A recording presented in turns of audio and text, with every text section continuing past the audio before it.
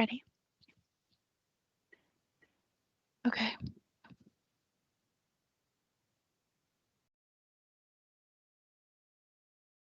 My name is Christina Chanes, and I'm with the University of the Virgin Islands.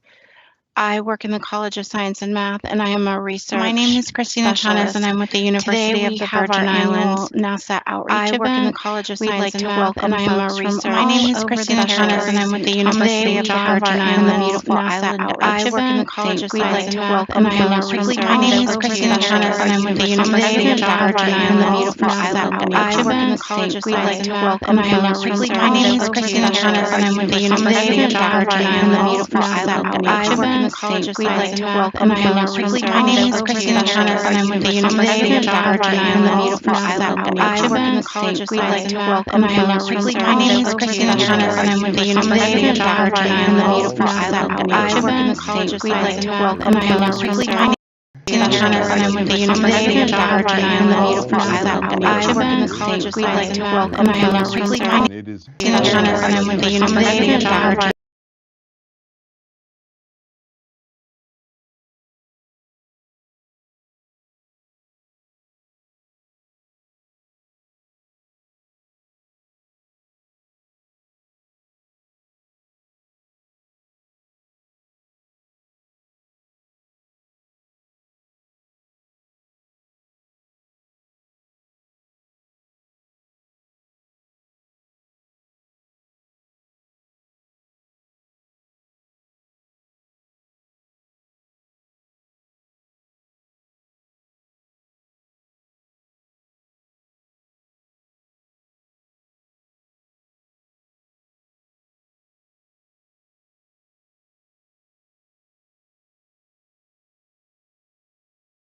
Internationally.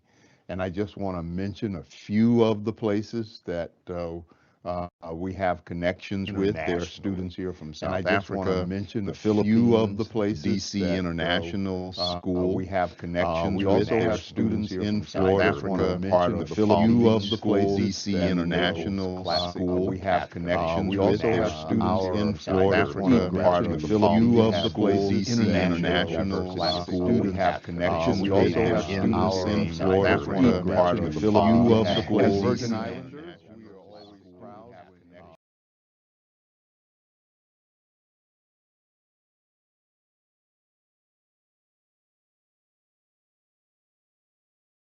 Part of our family, but part of the Nassau family, Ms. Fullwood and Dr. King. They are participants and will be sharing information with the students. And they are a shining example that the Virgin Islands produces excellence. And we are glad when that excellence comes back and shares with us. Um, I also want to thank the Montessori School and International Academy. They were the ones who launched this initiative back in 2013, and the University of the Virgin Islands is so thankful for their leadership, but we are glad that we have been able to take this over and to move it to even greater heights with the leadership of Christina Chans and David Morris and others who participate in our physics program. And one of the things I hope you understand, especially to students who are considering pursuing higher education, and I hope all of you are, that the University of the Virgin Islands has an outstanding physics program. We were attracting students for a number of years through our applied mathematics program and our engineering partnership with numerous institutions around the nation. We still have that program in existence. However, a number of years ago, we were able to develop a bachelor's degree in physics and have a focus on astronomy, a focus on engineering concentration, and that has attracted many students to us. And what I am proud of is that in just 4 years, we have been able to graduate 14 students with that degree, that is the BS in physics. Many of those students are now pursuing a PhD in physics. Some of them are in the workforce, doing great things as well. So that is another example of how the university is able to attract students from around the world, cultivate them in a very special field, and finally able to contribute to NASA. One of the reasons we wanted to have this program was so that we could be a supply chain for the talent that NASA and other uh, federal agencies and private agencies need in the workplace. And so finally, I just want to say to all of the students gathered that we would love to have you consider us as an institution for you to pursue your educational dreams. And especially to those who are in very cold climates, it would be wonderful to pursue your degree at a place where the temperature is always in the 80s, where there's a beach right on your campus, and where you can enjoy studying and having a wonderful time year round. And for those of you who are Virgin Islanders, please remember that we are one of the few institutions in the nation that offers free tuition, and that is complete coverage of all of your costs. And it is the way in which the government and the university are saying to you that we are investing in your future because we want you to invest in our future. So thank you all for participating in this exciting program. Again, I want to thank NASA for its investment in the future of this nation, because all of you, no matter what you think you want to do in the future, you are our best weapons for moving science forward, moving technology forward, and moving this nation and world forward. So welcome again to the program, and I hope you have a wonderful and exciting day. Thank you.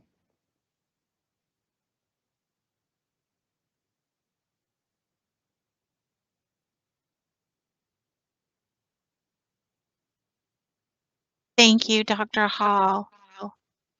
We always love to have Dr. Hall with us to share his insight and informative remarks every year at NASA. And he loves when you guys come in person. So you'll have to come soon so that you can see him and get one of his world famous warm Virgin Islands hugs.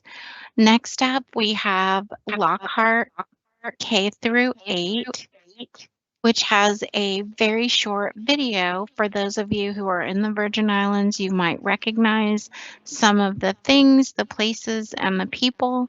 And for those of you who are outside of the US Virgin Islands, remember it's 85 degrees and it's always sunny here. So without further ado, I would like to introduce Miss Cecile Penn and Dr. Ryan Molinar's work at Lockhart K through 8, formerly known as Cancrine, the Adelita Cancrine Junior High School.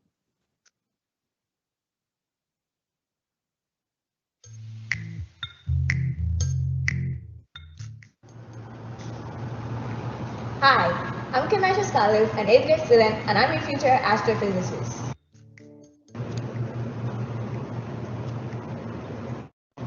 Hi, I'm Kaylee Charles, an 8th grade student, and I'm your future physicist.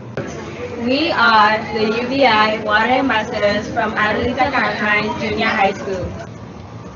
Many know the USVI as a beautiful place in the Eastern Caribbean, but let's share a little bit about our history.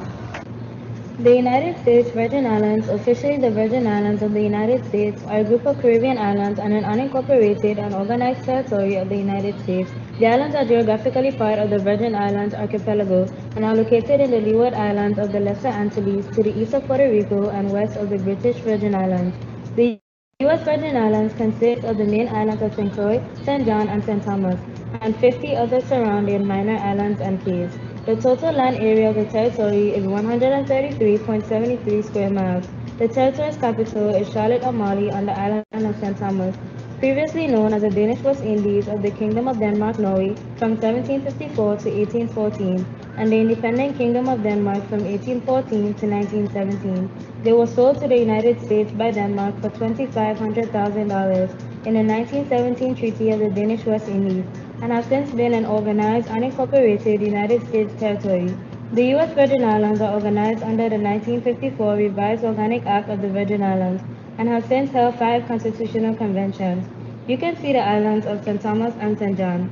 We are famous for our beautiful beaches, clear blue skies, and festivals that bring millions to our beautiful island.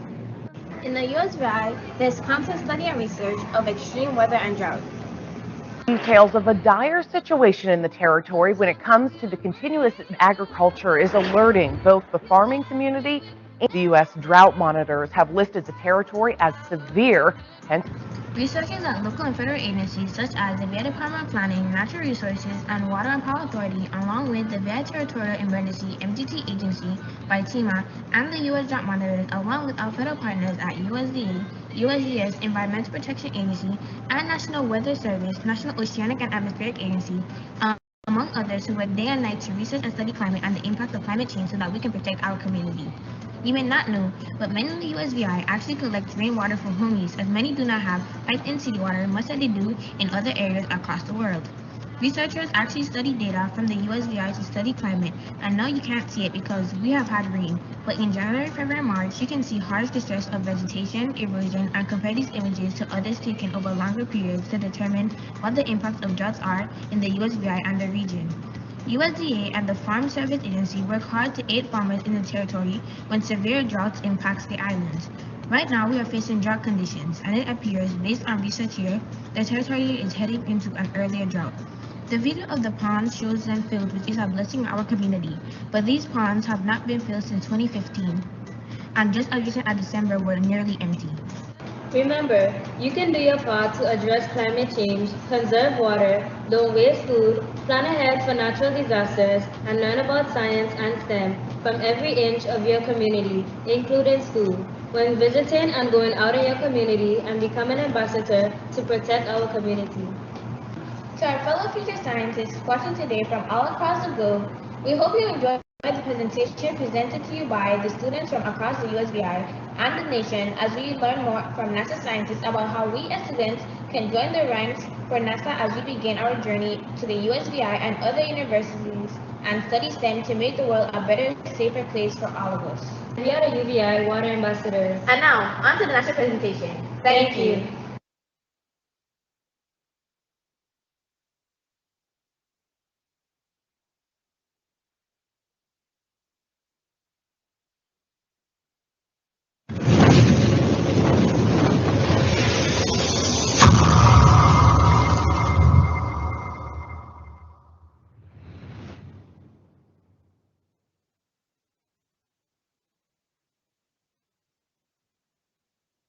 Thank you, students from the Adelita Cancrine, the former and currently Lockhart K-8 school.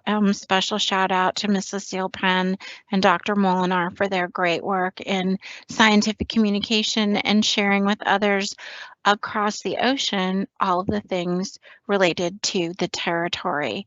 Next up, I would like to introduce my colleague, Miss Meghan from NASA, from Exploration Ground System, who's going to share a little bit about herself, her agency, and her speakers today. Thank you. Good morning, Miss Meghan. Good morning, everyone. Thank you, Christina. We're so excited to be here. Like Christina said, my name is Meghan Epperly. I'm down here with NASA's Exploration Ground Systems in Kennedy Space Center, Florida. So very excited to be talking to you all over the world. I know we have people in Virgin Islands and everywhere. I hope you all get some good information from our presentation today. We would love to just teach you a little bit about our program at NASA and what all we're doing to further science and get to the moon. So without further ado, I would love to just introduce our speaker today, which is our management analyst for Exploration Ground Systems, Toon. Hi everyone. My name is Catherine Toon. My nickname is Kat, and that's what I go by. It's the easiest to remember ever since my younger cousins and little sisters were trying to yell out my name, and Catherine was a bit too hard. So like Meghan said, we worked together at Kennedy Space Center, supporting the exploration ground systems, which I am happy to share with you today. So one moment, let me get my screen going. Here we go. So a little bit about myself. There we go. As again, my name is Kat Toon, and like Dr. Hall said in his introduction, I didn't go to the University of Virgin Islands, but I went and graduated from the University of Central Florida. So just like Dr. Hall and all of you at the U.S. Virgin Islands, I also love living in a warm area right by the beach. And that's a shameless plug for those of you joining us from colder climates to come and work with Meghan and I at Kennedy Space Center supporting exploration ground systems, because you, my friends, are absolutely the future. One day you will be mine and Meghan's bosses, hopefully, if you come out and work with us. So we definitely need you here. So like I said, I graduated from the University of Central Florida with my bachelor's in elementary education. So again, echoing Dr. Hall's opening remarks, is teachers, absolutely, y'all are the heroes, y'all are the MVPs. And I know firsthand, I used to be a teacher and I absolutely loved it. And then I made a switch and came over here. And now I get to pour back into the different teachers and students from all across the globe. I taught for 4 years at the elementary level. And then when I'm not at work, I love spending time with my family and my friends. I have 2 little boys. My oldest is 5 and my youngest is 3, and you can see them there. They love all things little boys and little kids do, like fire trucks, space. And I also always love spending time with my friends. Like you can see here, some of the other female engineers that I work with that I am lucky to call my friends, and I get to work with them. And what we're going to talk to you today about is a couple of our ground systems, and you can see them in the background with these images. This right here is me after the Artemis 1 launch, which I'm going to talk to you all about Artemis in just a minute. But that's inside of the Launch Control Center, where our first female launch director, Charlie Blackwell Thompson, get the go for launch for the successful launch and return of Artemis 1. And then another one of our ground systems, which you can kind of see in the background here behind this giant rocket that I'm standing on the top of, and that's called the mobile launcher, and we'll talk all about that. And that's way, way, way high up in the air, and you can see all these other launch pads behind me. And we're right off the coast. We launch right over the water. And then you can see here with some of our astronauts, with some of the rest of our team on the crawler way, again with the mobile launcher, which we'll talk all about.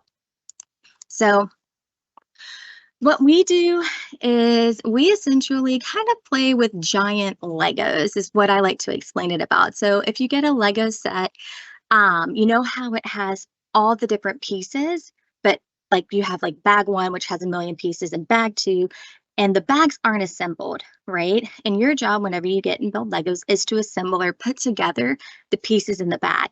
And so that's what we do at Exploration Ground Systems. We get all the pieces and parts of the rocket and we put it together, and then we get the go for launch, we launch it, and then we recover it off the coast of the Pacific, off the coast of California.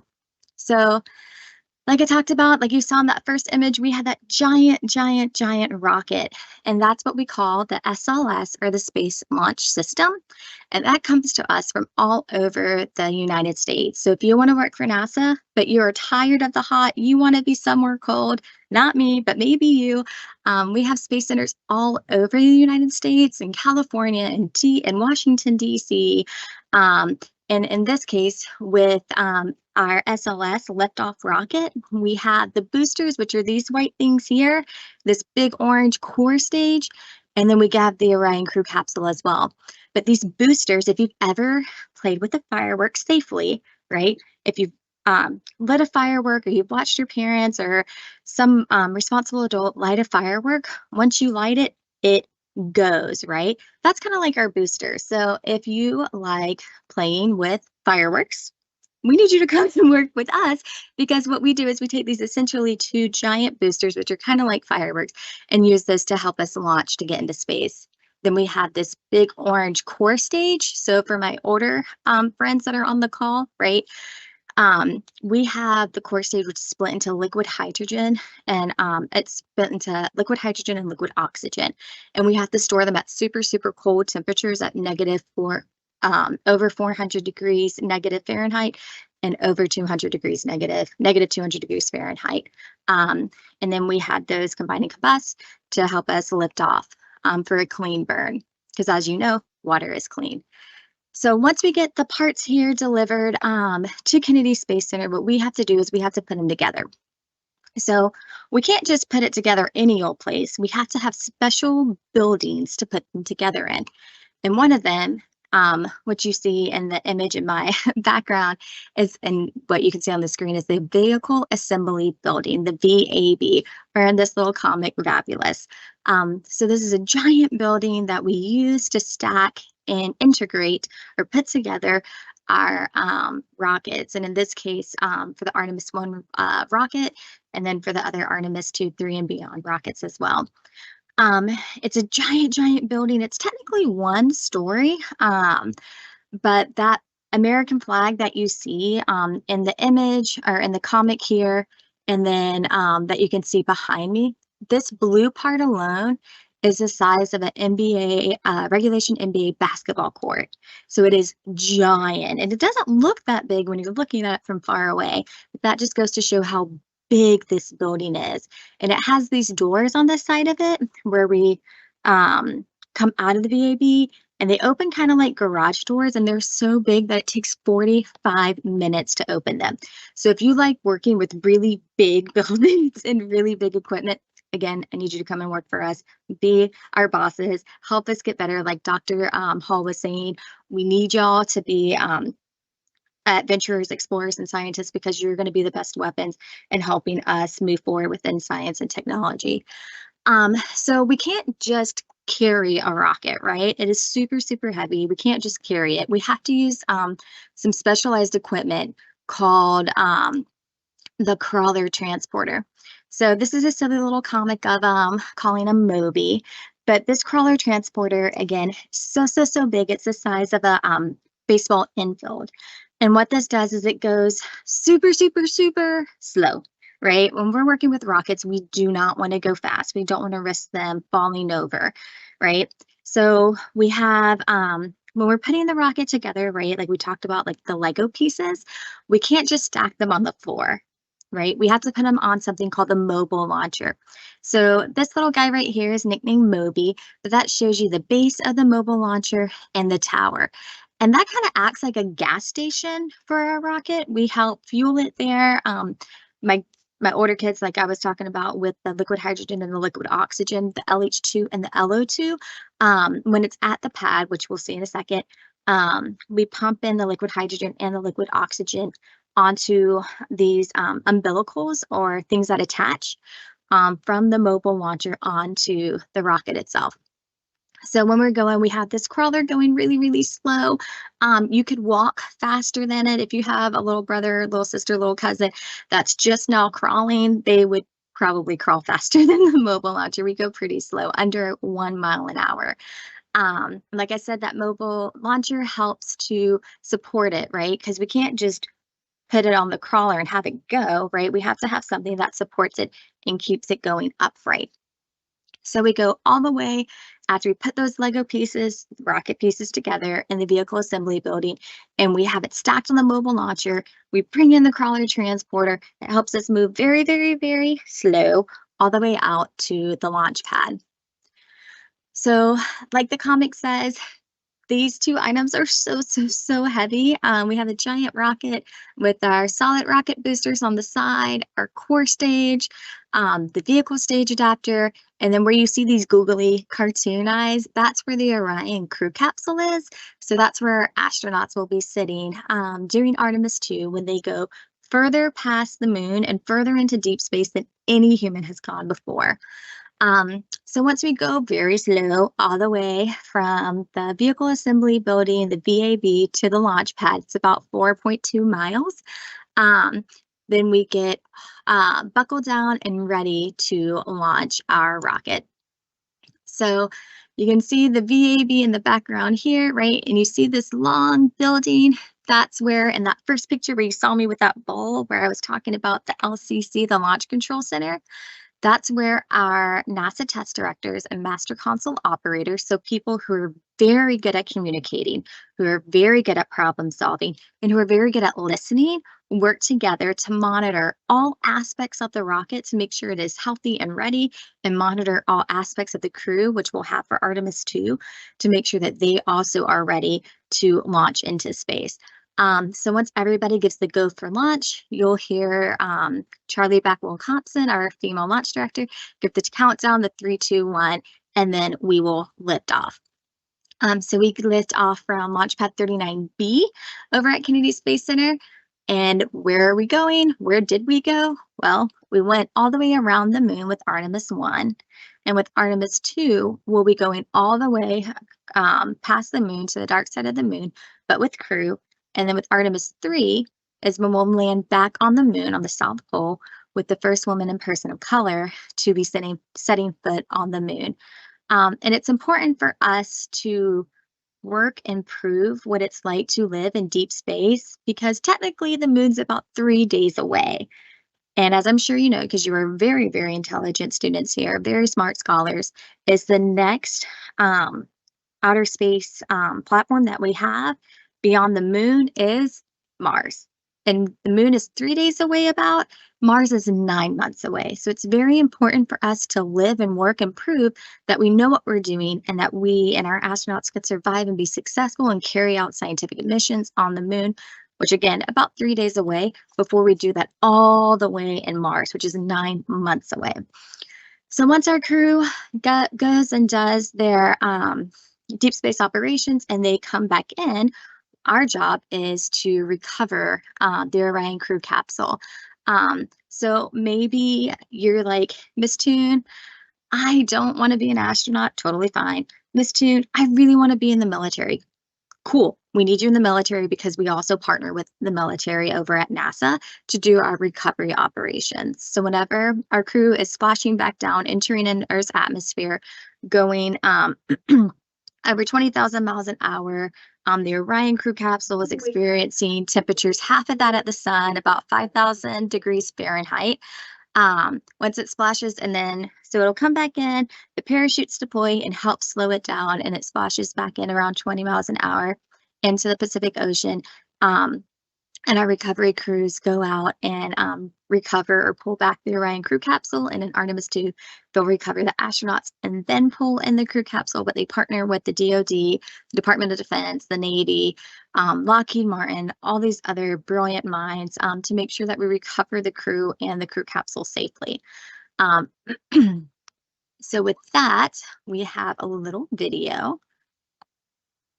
Oh, so again, these are the ground systems that we have, right? That Miss Meghan, Miss Epperly and I worked on within the vehicle assembly building, which we, for our little comic called Fabulous, the mobile launcher, which again, in this comic was called Moby, the liftoff rocket itself, the Artemis rocket, also known as the Space Launch System rocket with the Orion crew capsule on top, at the launch pad, traveling with the mobile launcher.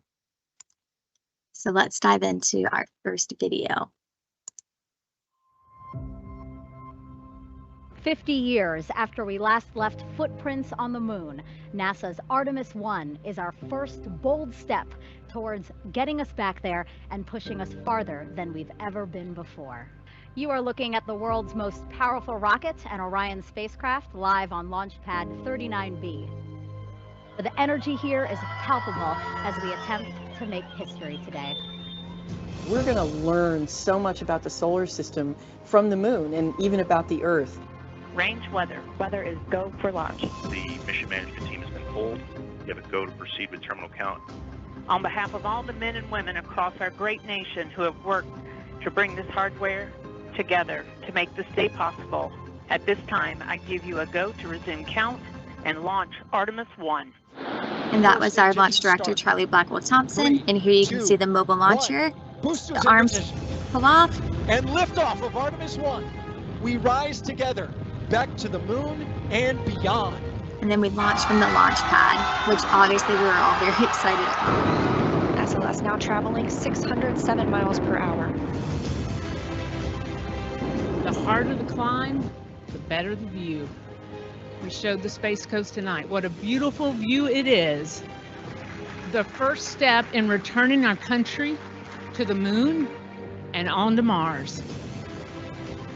And like you saw, all those people standing there, those are NASA test directors, master console operators, we are who have to work now well from together. The James Webb Space Telescope just how big and vast this universe is. There's a lot out there to explore. And this is the next beginning. Orion is now flying free, attached to the European Service Module and on its journey to the moon.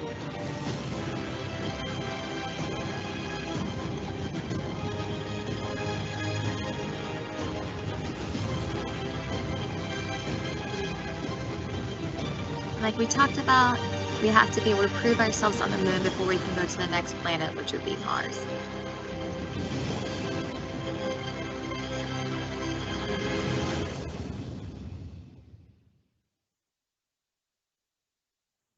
Liftoff of Artemis 1. We rise together, back to the moon and beyond.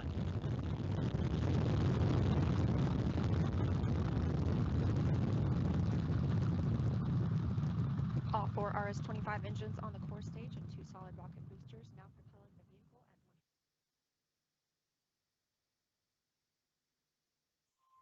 at We have one more video to share with you.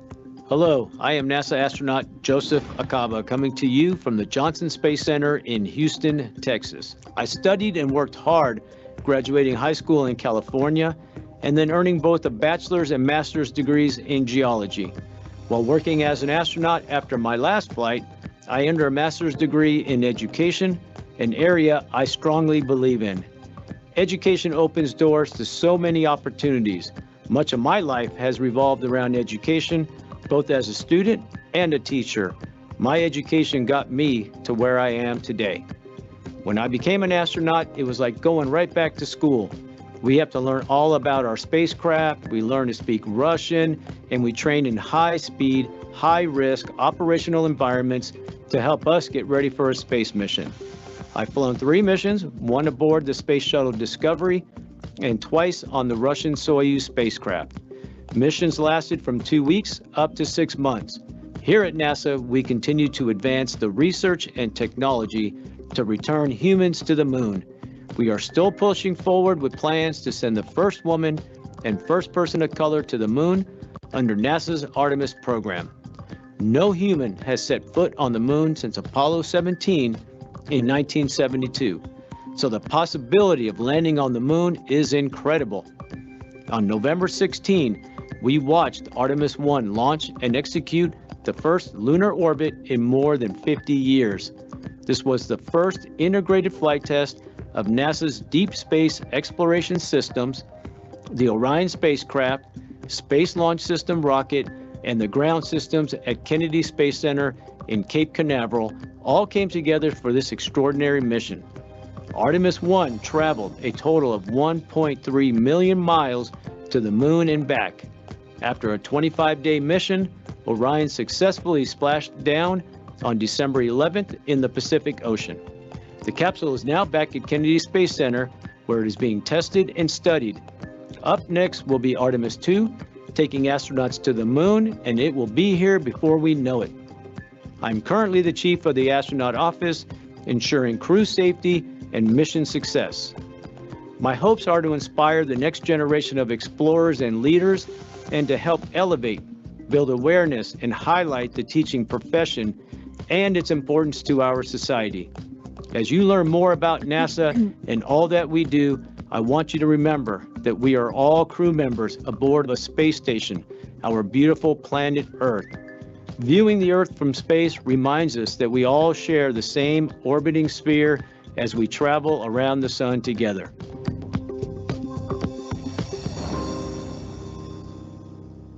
And like our friend Astronaut Akapa stated about how important education is, I'm the first one in my family to graduate from college. If I can do it, you can absolutely do it as well. Um, we have all different areas of STEM, science, technology, engineering, mathematics, and arts that we need your help in, because it's not just our scientists and engineers who make it possible. You also have if you love digital media, if you're an artist, we have a whole strategic communications team that help put out product onto our social media pages, that come up with the arts and the graphic that we use within our Artemis campaign. If you love food and you want to work for NASA, obviously they do go together. We have to figure out the dehydration process for the food that the astronauts are going to eat while they travel. If you love gardening and planting and figuring out what grows and what doesn't, again, we need you because on the moon, there's not really an atmosphere. So how are we going to go about growing food in deep space, right? Which they've been practicing and doing well with at the International Space Station, the ISS.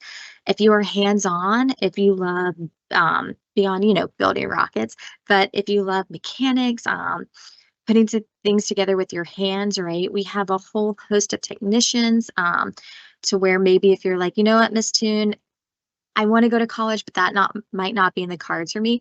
That's okay too. We have a ton of technical fields and technical folks that are here that we need helping to turn the wrenches, to build it and put it together. Let's see, I'm sure I'm forgetting a lot, but we have art, we have STEM, management analysts, data analysts, schedulers. If you're good at software and coding, we use so much software. We have miles and miles of cabling that are used within the rocket and within the ground systems. If you're someone who's really talkative, maybe to where your parents and teachers are a little bit like, oh, we need that communication skill. We need to work at NASA. You have to be a good communicator. You have to be honest. And you also have to be a really good listener, right? You have 2 ears and 1 mouth, double the listening than the talking, to where you can listen to what's being said, listen to what's going on, and help work together to solve problems, because it's not just one person out here doing it all. It's a whole team of folks across many different space centers, across a bunch of different backgrounds, right? We can't all be the same person. We need a whole lot of diverse backgrounds to bring in all these different ideas and to help us with our mission to getting to the moon and ultimately to Mars, because it's not going to be easy. So we need brilliant minds like yours. And we do have some of our U.S. Virgin Islanders that do support us and work with us at NASA. So like Dr. Hall had mentioned at the beginning, we have Dr. King, who's the senior researcher at Langley. And he graduated from Ivana Keene High back in 1983, which I'm sure to our students here, it feels like a very, very long time ago. But for us adults, it wasn't that long ago. And then we obviously have Miss Fullwood, who's a senior systems engineer who was raised in St. Thomas and graduated from that area as well. So I know I did go pretty fast through the ground systems and how we put those Lego pieces, right, the rocket together and ultimately launch. We put it together in the VAB. We assemble it on the mobile launcher in the vehicle assembly building. We use the crawler transporter to go from the vehicle assembly building to the launch pad. Our NASA test directors and master console operators with the launch team and with the launch director get the go for launch in the Launch Control Center. We launch from pad 39B. We do our mission, and then the Orion crew capsule and the crew splash back down off the coast of the Pacific in California, and they are recovered by our ground systems recovery crew and military partners. So I know I went through that a lot and it was pretty quick, but I wanted to leave plenty of time for questions.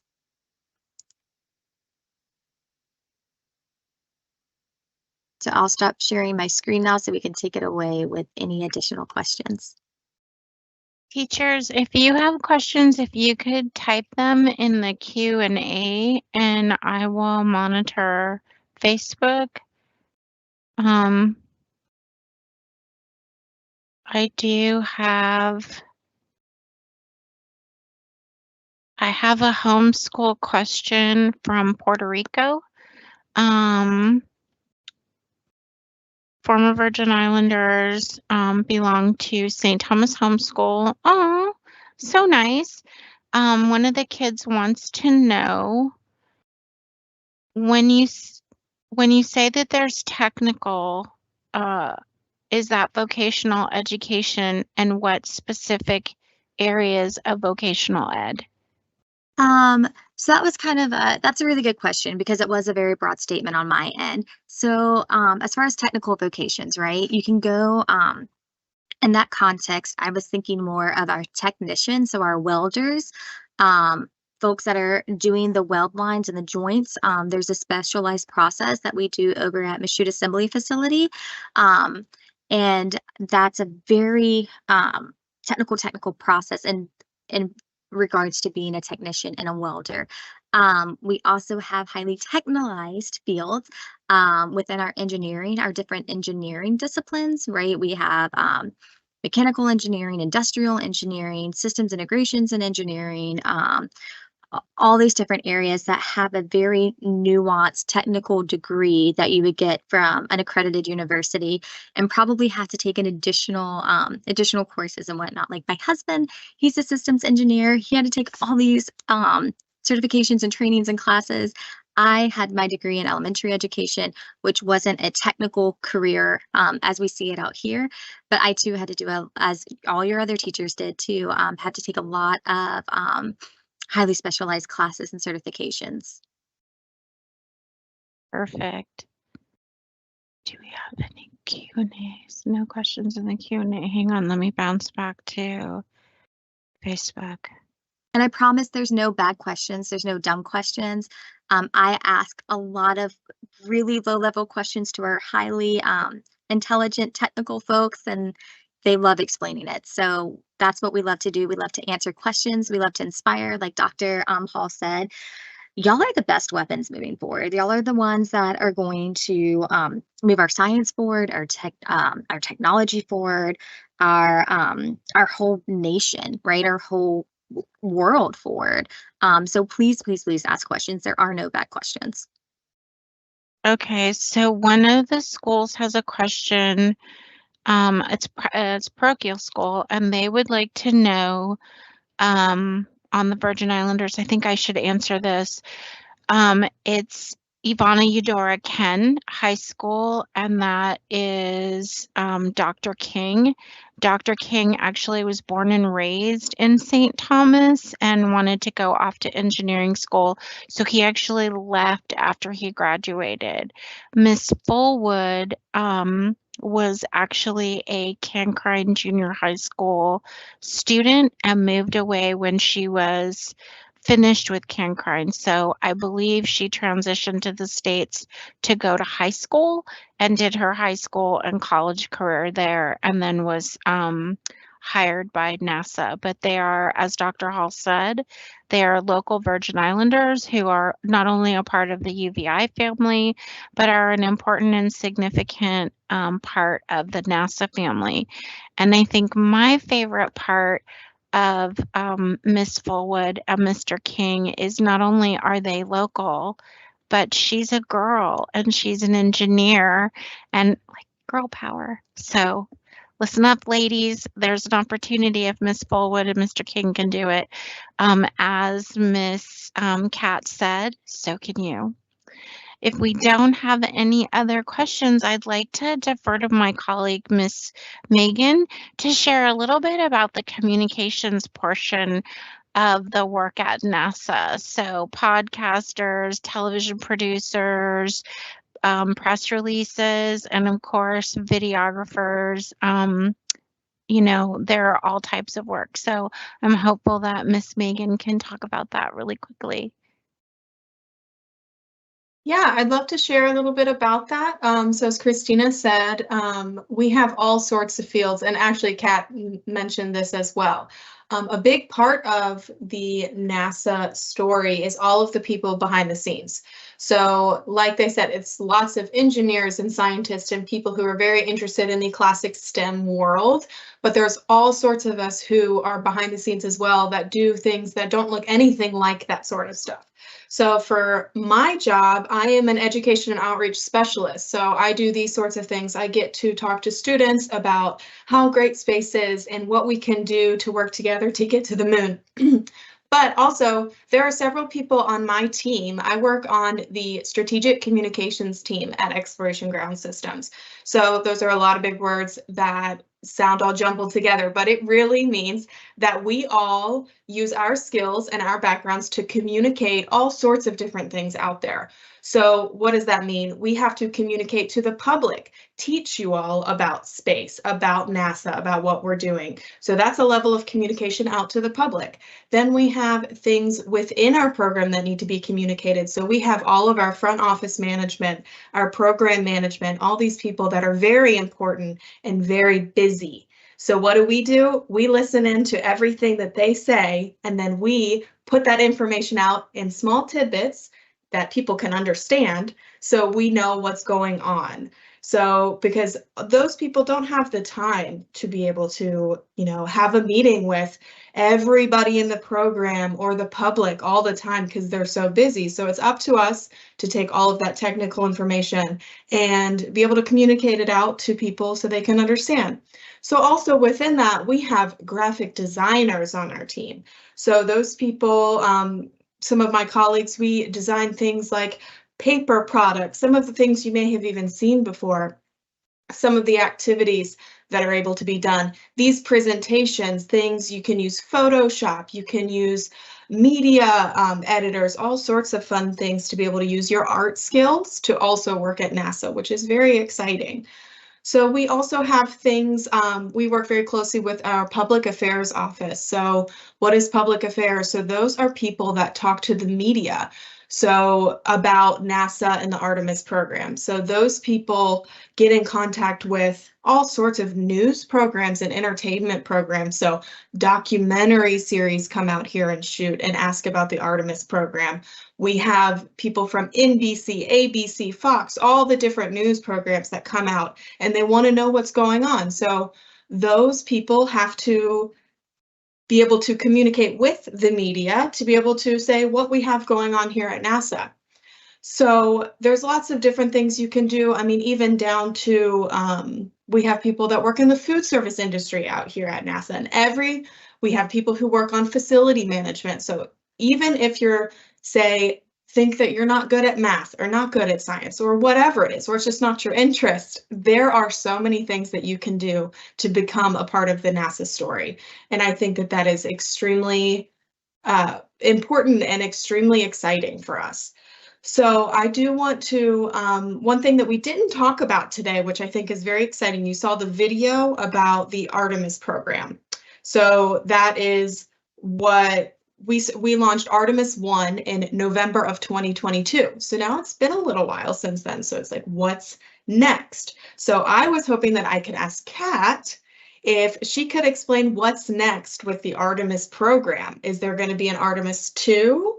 What's next for us? Yes, ma'am. I'm glad you asked. So we have Artemis 2 coming up, and that's supposed to launch by September of next year, 2025. And what that'll do is Artemis 1 was uncrewed. There were no astronauts on it. We were checking out the integrated systems, how everything was working together, how the Orion crew capsule did on its journey far past the moon, further than any human-rated vehicle, space vehicle has gone, and then came back. Because we talked about how quickly, how fast it comes back at over 20,000 miles an hour. It hits the Earth's atmosphere. The Earth's atmosphere helps slow it down to 300. But what slows it down is that friction. That friction creates heat. The heat shield's bigger than what we used in the past. So we had to make sure that all those systems, and before it splashed down into the Pacific, like we talked about, were working flawlessly before we do it with crew. So Artemis crew, which again will launch by September next year, 2025. We have our 4 astronauts. We have Jeremy Hassan for the Canadian Space Agency. We have, we have Jeremy, we have Hassan, we have Christina Koch from the United States Space Agencies. Those are our mission specialists. We have Vic Glover and Reed Wiseman, our commander and our pilot. for Artemis 2, and they'll be going, they'll lift off here at Kennedy Space Center from 39B, which we talked about, and they'll go that same trajectory, that same path around the moon and back, and they'll be doing different tests. They'll be checking on our new flight suits. They'll be monitoring all sorts of stuff in deep space and working in deep space before they come back to the United States. And it's essentially a test run before we do it again with Artemis 3, which is when we will be landing on the moon, when we'll have our human lander system, our HLS, that will ferry, kind of like a taxi, like a moon taxi or a moon Uber, a moober. I don't know. Maybe we'll have to come up with a new phrase for that. But it'll be essentially a moon taxi taking the crew down to the surface of the moon, which is on for us is going to be the South Pole, because we know that there's ice there. Ice, as my older kids know, is frozen water, which we had talked about as hydrogen and oxygen, and that's what we used for fuel for that big orange segment, the core stage. We could use it for potable water, for all sorts of different resources. So Artemis 2 is kind of like our dry run, if you will, or our dress rehearsal, if you're a theater lover like myself, to get us ready to when we land on the moon with the first woman and person of color for Artemis 3, which is to launch in September of 2026. And again, having to do all that, practice it before we go to the next planet, which is the red planet Mars. Super. I have 2 more questions. Yay! 1, what is your educational background? And B, where is Mr. Akaba from? I know he has, Mr. Akaba has background or family in Puerto Rico, but I believe he was raised in California. Is that correct? That is correct. Yeah. No, points for me. Gold star for you. Yeah, he is a California native with over 306 days in space, so close to a year. As you talked about, the spacewalks, flew on Discovery and then on the Soyuz. His education was he had his bachelor's of geology at the University of California, Santa Barbara, and then he got his master's of geology at the University of Arizona, and then his master's of education, just like Ms. Meghan Epperly has, education, curriculum, and instruction at Texas Tech University. Myself, my background, like I said, is I first one in my family to graduate from college, and I did that at the University of Central Florida, over here in Florida. And that's what I got my degree in, was in elementary education. And I taught for several years before making the jump to try something completely new and different, but with NASA. But I still get to do things that I love, like talking to students from all over the globe and constantly learning. So if you're going to work at NASA, you have to love to learn. Awesome. That's great. I don't have any more student-related questions, so I would like to thank everyone for joining us this morning. We'll be back at 10:30 to do this again for the next group that would like to join us. Again, if you have questions, if you can text me, or if you can put them in the Q&A, or if you can place them on the Facebook or YouTube chat links, we can read them from there. Please put in your name, your grade, your teacher, and your school. That'll help us and we can give you a shout out. On behalf of the University of the Virgin Islands College of Science and Math, really appreciate you joining us on this glorious Monday morning at 9 o'clock to meet our colleagues from NASA as we share everything about science, technology, and engineering from the University of the Virgin Islands to NASA and all across the globe. Megan? Thank you all so much. We're so excited. Thank you for joining us, Kat, and we will see you all in just a little bit. Thanks, everyone. Thanks. Bye.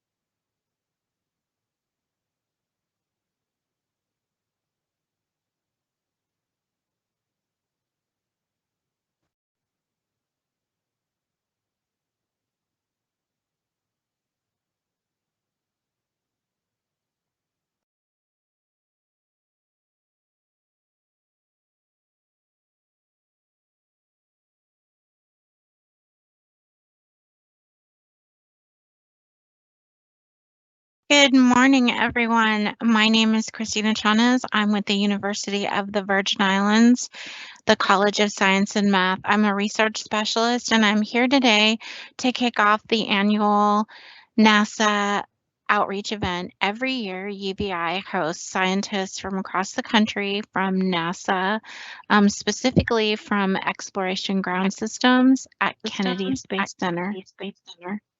I want to welcome you all today, and as we get started, I'd like to kick off the event with a few remarks from the University of the Virgin Islands College President, Dr. David Hall.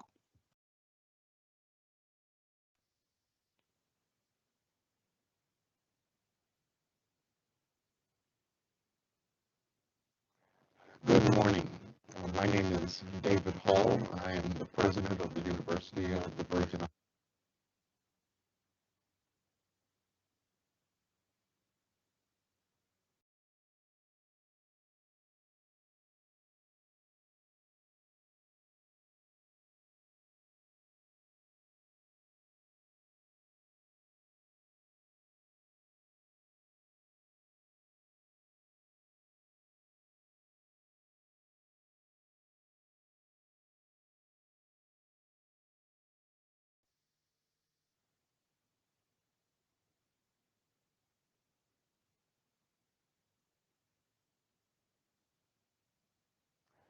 Good morning. My name is David Hall. I am the president of the University of the Virgin Islands. I have been president here for over 14 years. This is my 15th year, and it is always exciting to be able to welcome our NASA partners. They have partnered with the university for so many years, and it has really made a difference. This program in particular is one that is very special. And so I want to welcome all of the students who are participating either in person or participating online.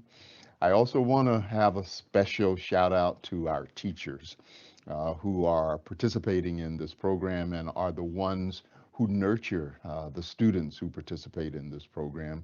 You are their heroes, but you are our heroes as well. In addition to the wonderful students who are participating from the Virgin Islands, we have students who are participating internationally. And I just want to mention a few of the places that we have connections with. There are students here from South Africa, the Philippines, the DC International School. We also have students in Florida who are part of the Palm Beach School and the Naples Classic Academy. Our deep gratitude to have this international diversity of students participating in the same program. As Virgin Islanders, we are always proud when individuals go off and do great things and then come back and share their knowledge and insights with us. There are two individuals who are part of our family, but part of the Nassau family, Ms. Fullwood and Dr. King. They are participants and will be sharing information with the students, and they are a shining example that the Virgin Islands produces excellence, and we are glad when that excellence comes back and shares with us. I also want to thank the Montessori School and International Academy. They were the ones who launched this initiative back in 2013, and the University of the Virgin Islands is so thankful for their leadership, but we are glad that we have been able to take this over and to move it to even greater heights with the leadership of Christina Chans and David Morris and others who participate in our physics program.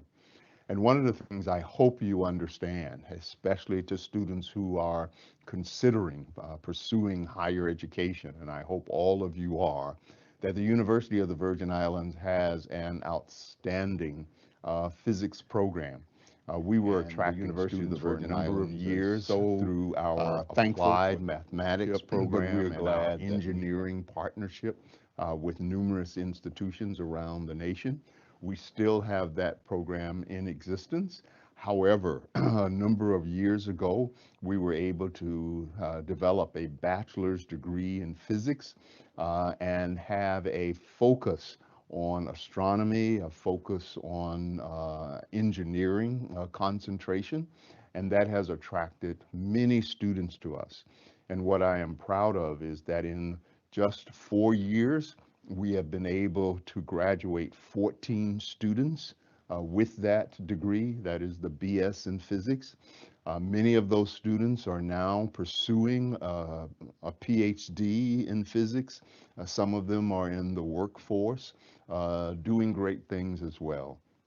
So that is another example of how the university is able to attract students from around the world, cultivate them in a very special field, and finally able to contribute to NASA. One of the reasons we wanted to have this program was so that we could be a supply chain for the talent that NASA and other federal agencies and private agencies need in the workplace. And so finally, I just want to say to all of the students gathered that we would love to have you consider us as an institution for you to pursue your educational dreams. And especially to those who are in very cold climates, it would be wonderful to pursue your degree at a place where the temperature is always in the 80s, where there's a beach right on your campus, and where you can enjoy studying and having a wonderful time year round. And for those of you who are Virgin Islanders, please remember that we are one of the few institutions in the nation that offers free tuition, and that is complete coverage of all of your costs. And it is the way in which the government and the university are saying to you that we are investing in your future because we want you to invest in our future. So thank you all for participating in this exciting program. Again, I want to thank NASA for its investment in the future of this nation, because all of you, no matter what you think you want to do in the future, you are our best weapons for moving science forward, moving technology forward, and moving this nation and world forward. So welcome again to the program, and I hope you have a wonderful and exciting day. Thank you.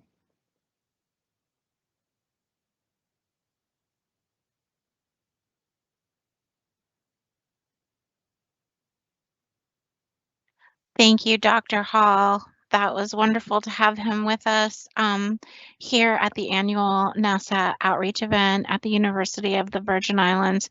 Again, welcome students, teachers, and parents and families from St. Thomas, St. John, and St. Croix. Now we'd like to have you watch a short video by students from the Adelita Cancrine Junior High School, now currently Lockhart K-8 school. This video was created with the STEM coordinator, Ms. Cecile Penn, and Dr. Ryan Molinar.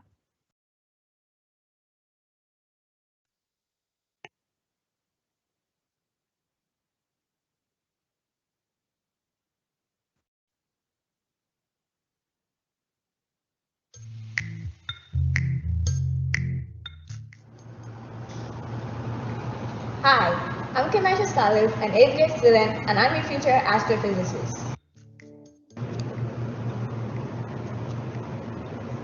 Hi, I'm Kaylee Charles, an 8th grade student, and I'm your future physicist.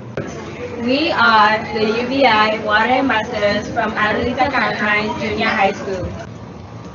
Many know the USVR as a beautiful place in the Eastern Caribbean, but let's share a little bit about our history.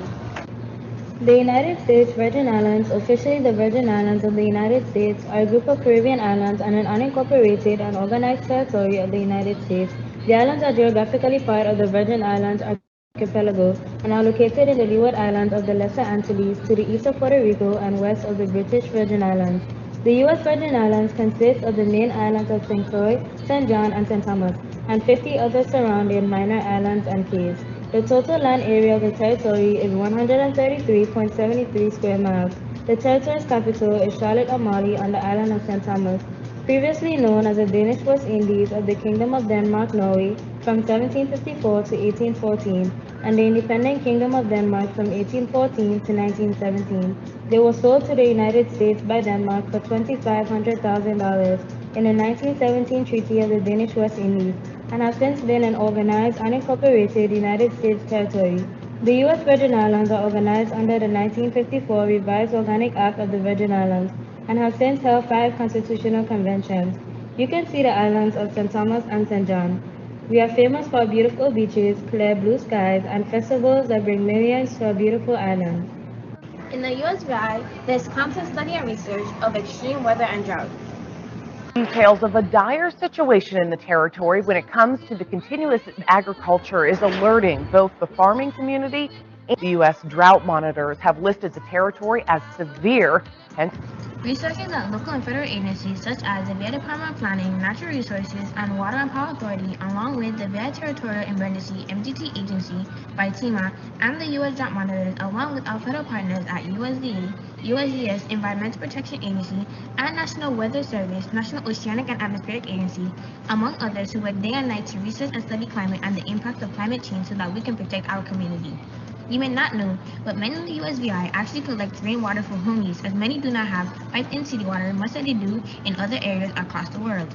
Researchers actually study data from the USVI to study climate, and now you can't see it because we have had rain, but in January, February, and March, you can see harsh distress of vegetation, erosion, and compare these images to others taken over longer periods to determine what the impacts of droughts are in the USVI and the region.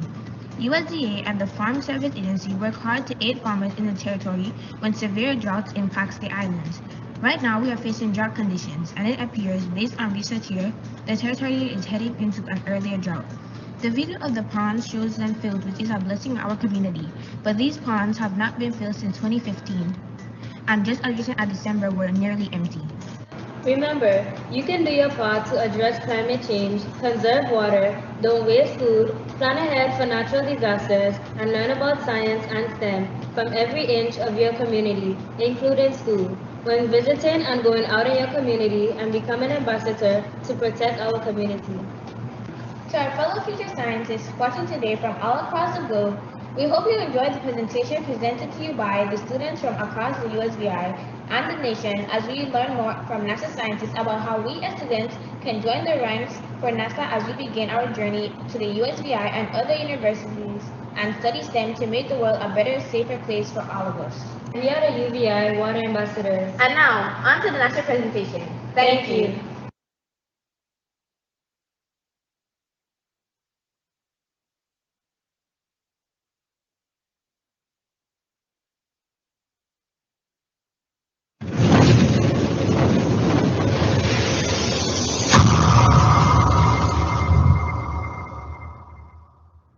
And now I'd like to turn it over to my colleague, Miss Meghan from NASA. Meghan, take it away. Hi, everybody. Hi. So glad to be speaking with you all today. My name is Meghan Epperly. I'm the Education Outreach Coordinator for Exploration Ground Systems at NASA here at Kennedy Space Center. I'm going to go ahead and bring up our presentation, go over a little bit of stuff with you all today. Let's see.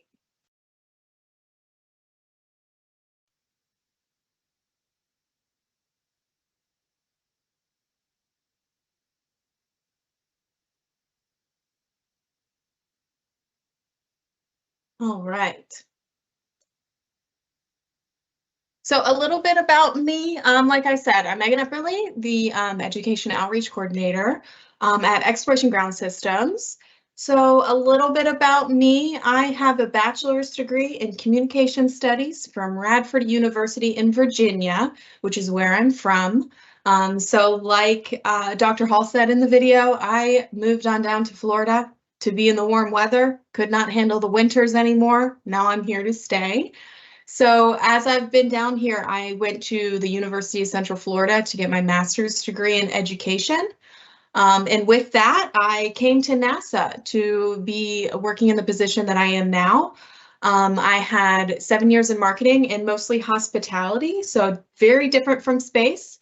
They like to think that it's just as high stakes, but I don't know if I agree with that. But a little bit about my personal life. I love to cook. That's my main hobby. I am really, really trying to get into baking now. You can see a couple of my projects there on the right, some croissants, and I do cookies every Christmas. And I love to travel. So I have a goal to visit every U.S. national park, and I'm at 13, so still have a lot to go.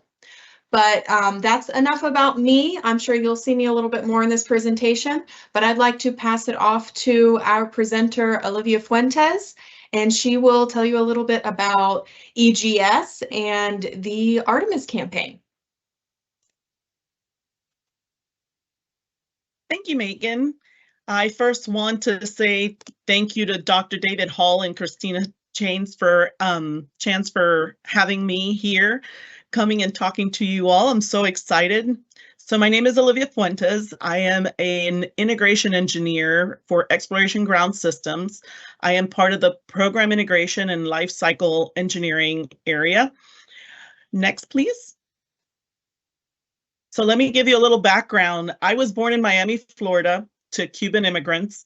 I graduated from Embry-Riddle Aeronautica University back in 1999, so it's been a long time.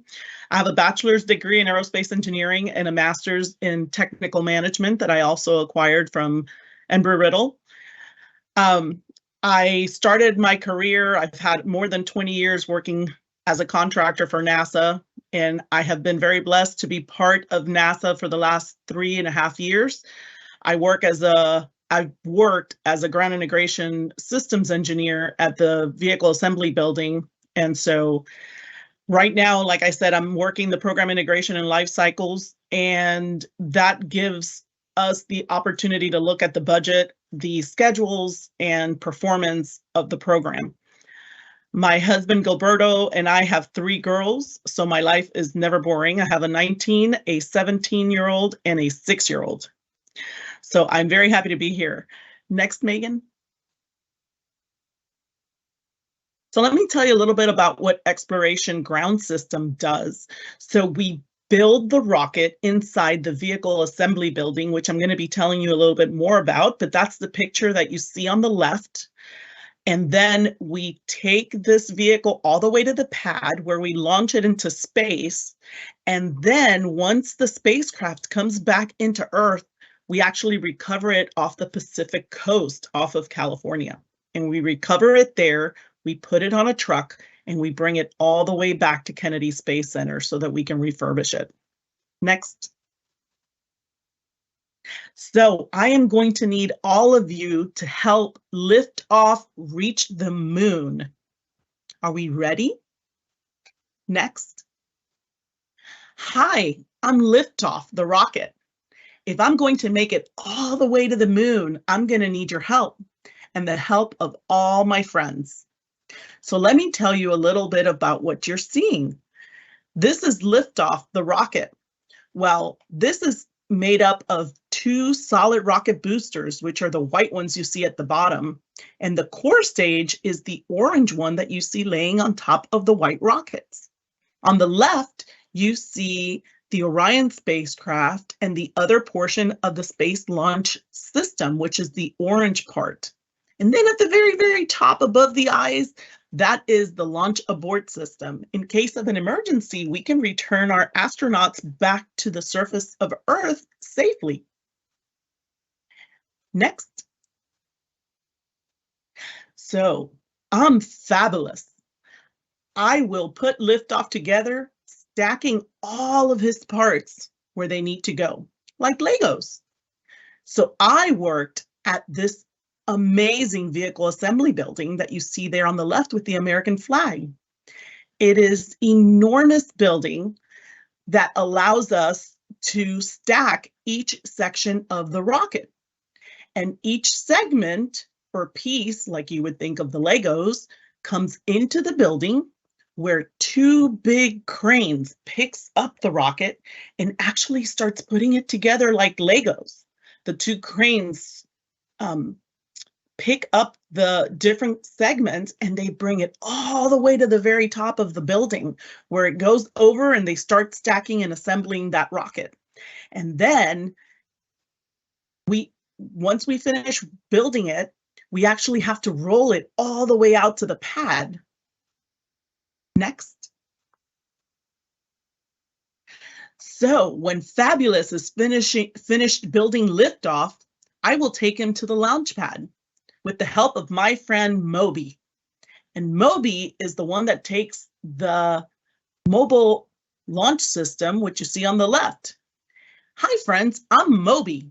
So Moby is the one on the left, and the bottom one is the crawler, which carries Moby and the rocket all the way to the pad and getting it ready for launch. But before we launch, we do a lot of testing on the launch pad and inside of the Fabulous so that we can get ready for all of the things that the rocket is going to experience in space. Next. So here we are almost there. You two are so heavy. I give liftoff the fuel. He will need to make it all the way to the moon. That's the mobile launcher, Moby. He's the one that supplies all of that fuel so that it can actually take off, aside from the solid rocket boosters that are on the side. This is good. All of this process requires a lot of engineers and technicians and scientists and test engineers. So we have a very large group of workers that work at Fabulous to put and assemble this rocket together. We also have a lot of technicians, electricians. We have a lot of variety of skills that have to come together. They're not all engineers. We have folks like Meghan that actually help us in talking and promoting what we do at NASA and do these outreach to be able to talk to you all about what we do there.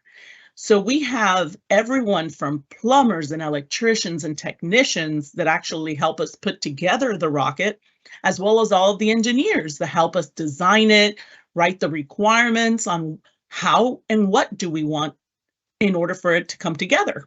And you have integration engineers like what I did before that help put everything together and make sure we have all of the systems on the ground that allows us to do that. And then you have all the test engineers that come together to test that all the systems work together as they should before we launch it into space. Next. Liftoff is launching to the moon. And as you can see, the pad is way across from the Fabulous. So this is where it takes off between these antennas.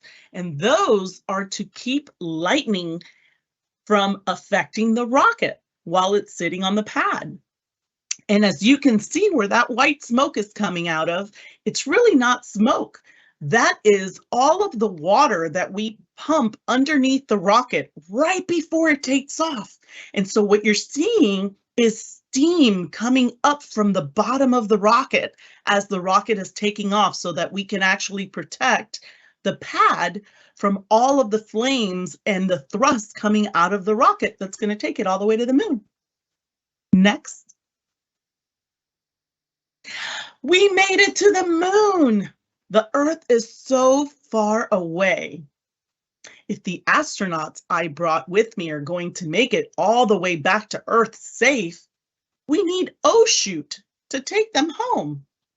So here, we're going to make it all the way back to the moon so that we can visit and explore and build an outpost so that we can actually mine and live there and build from there so that we can move on to Earth, to Mars. So now I'm going to tell you about how O-chute brings Orion back to Earth from the moon. And we are so excited to be going back to the moon and seeing all of the different things that we can explore, learn from, and see how we can bring other types of technologies and advancements here on Earth. Next. So O-chute Oh Shoot kept all the astronauts safe, and you can see him there on the right with the 3 parachutes. Those 3 parachutes are the last parachutes that bring the Orion onto the water. Before that, we have 2 sets of parachutes. The first one is the one that takes the actual the cover off the top of Orion, and it gives it the initial slowdown. The second set of parachutes slows the craft down immensely, where then it cuts off and these 3 beautiful orange and white parachutes come out and they land safely in the ocean. So thank you, Shoot, for doing that. There was a lot of testing that went into those parachutes and the design of all the series of parachutes that come out. And so that is where a big team of engineers are working, as well as a lot of technicians putting and testing all of those parachutes. So a lot of testing went into all of this equipment and all of the spacecraft and all of the components to make sure that the astronauts can fly into space and return safely to Earth. That is our #1 priority. Thank you for helping liftoff reach the moon. You did a great job. Next.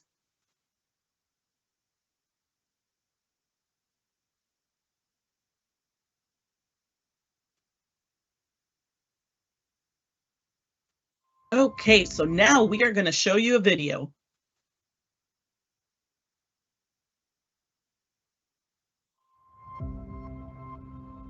"50 years after we last left footprints on the moon, NASA's Artemis 1 is our first bold step towards getting us back there and pushing us farther than we've ever been before."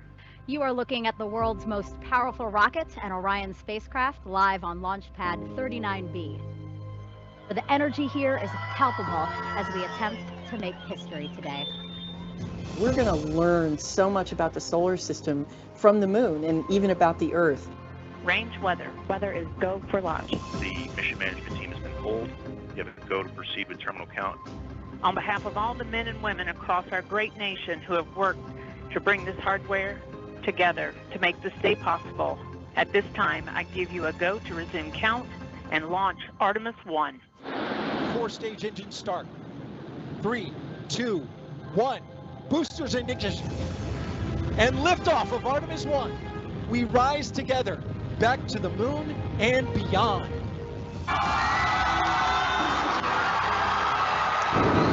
SLS now traveling 607 miles per hour. The harder the climb, the better the view. We showed the Space Coast tonight. What a beautiful view it is. The first step in returning our country to the moon and on to Mars.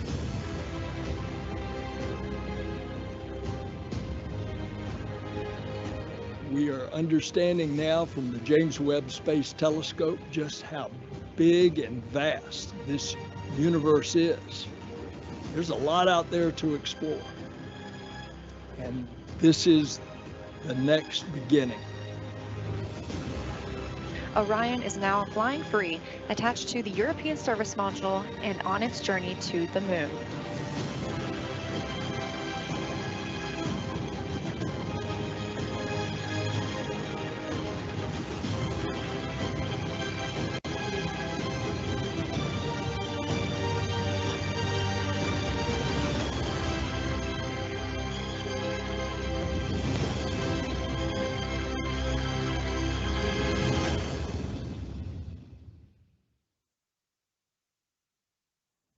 Liftoff of Artemis 1.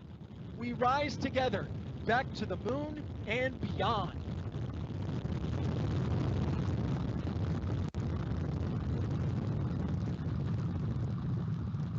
All 4 RS-25 engines on the core stage and 2 solid rocket boosters now propelling the vehicle at Wow, how exciting. I remember that launch like it was yesterday. So many years, so much work, so many people finally came together to launch Artemis 1. And that was a joyous and proud moment for us. So now I would like to introduce you to the Artemis 2 crew and why we do everything we do with such high safety requirements. Next.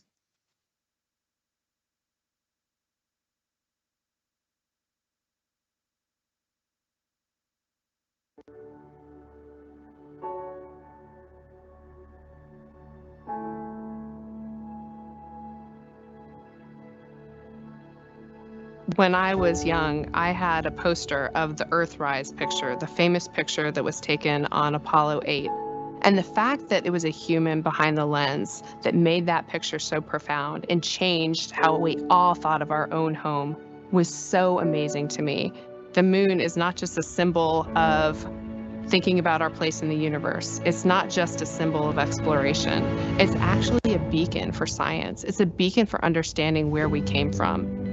You know, pushing ourselves to explore is just core to who we are. That's a part of being a human. That's our nature. We go out there and we explore to learn about where we are, why we are, understanding the big questions about our place in the universe. The exploration we're doing is the first few steps on the path of getting humans to Mars.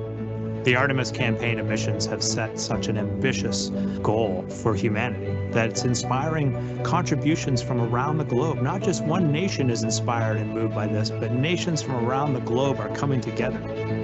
When I look at the Artemis 2 crew with Victor, Christina, and Jeremy, they want to go do this mission. They are keenly driven. They are humble to a fault. It is so cool to be around them. Artemis 2 is a huge mission, but I hope we will look back and realize that this was one tiny step in humans on Mars and a sustained presence on our moon. Before stage engine start. Artemis 2 will be NASA's first crewed flight test of the Space Launch System rocket and Orion spacecraft around the moon. To verify today's capabilities for humans to explore deep space and pave the way for NASA's long-term human and scientific presence on the lunar surface. We are ready. We are going to the moon for all humanity. We are Artemis.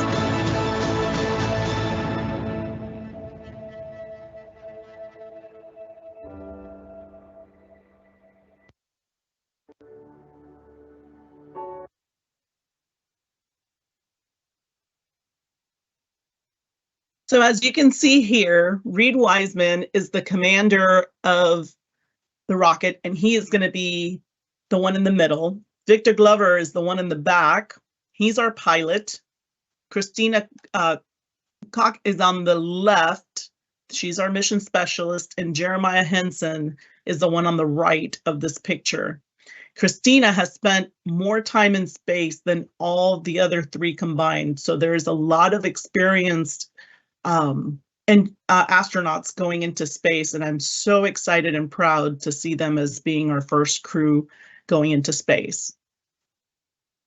I had the honor of meeting them because they came out to take a look at Kennedy Space Center, and it's so wonderful to see who we work so hard for. Next. Hello, I am NASA astronaut Joseph Acaba coming to you from the Johnson Space Center in Houston, Texas. I studied and worked hard, graduating high school in California and then earning both a bachelor's and master's degrees in geology. While working as an astronaut after my last flight, I earned a master's degree in education, an area I strongly believe in. Education opens doors to so many opportunities. Much of my life has revolved around education, both as a student and a teacher. My education got me to where I am today. When I became an astronaut, it was like going right back to school. We have to learn all about our spacecraft, we learn to speak Russian, and we train in high-speed, high-risk operational environments to help us get ready for a space mission. I've flown 3 missions, one aboard the Space Shuttle Discovery, and twice on the Russian Soyuz spacecraft. Missions lasted from 2 weeks up to 6 months. Here at NASA, we continue to advance the research and technology to return humans to the moon. We are still pushing forward with plans to send the first woman and first person of color to the moon under NASA's Artemis program. No human has set foot on the moon since Apollo 17 in 1972. So the possibility of landing on the moon is incredible. On November 16, we watched Artemis 1 launch and execute the first lunar orbit in more than 50 years. This was the first integrated flight test of NASA's deep space exploration systems, the Orion spacecraft, Space Launch System rocket, and the ground systems at Kennedy Space Center in Cape Canaveral all came together for this extraordinary mission. Artemis 1 traveled a total of 1.3 million miles to the moon and back. After a 25-day mission, Orion successfully splashed down on December 11th in the Pacific Ocean. The capsule is now back at Kennedy Space Center, where it is being tested and studied. Up next will be Artemis 2, taking astronauts to the moon, and it will be here before we know it. I'm currently the chief of the astronaut office, ensuring crew safety and mission success. My hopes are to inspire the next generation of explorers and leaders, and to help elevate, build awareness, and highlight the teaching profession and its importance to our society. As you learn more about NASA and all that we do, I want you to remember that we are all crew members aboard a space station, our beautiful planet Earth. Viewing the Earth from space reminds us that we all share the same orbiting sphere as we travel around the sun together.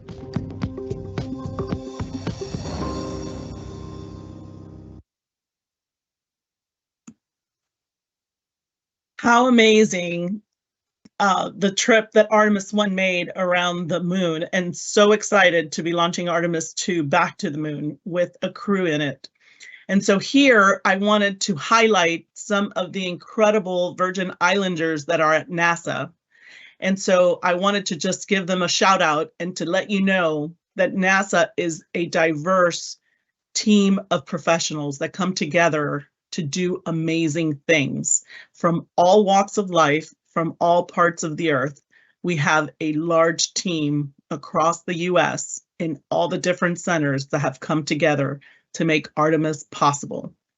From every skill set and very inclusive workforce, we're able to come together and make it happen. So I am so excited to have been able to highlight some of your Virgin Islanders at NASA, and so happy to be here to be part of this presentation. Next.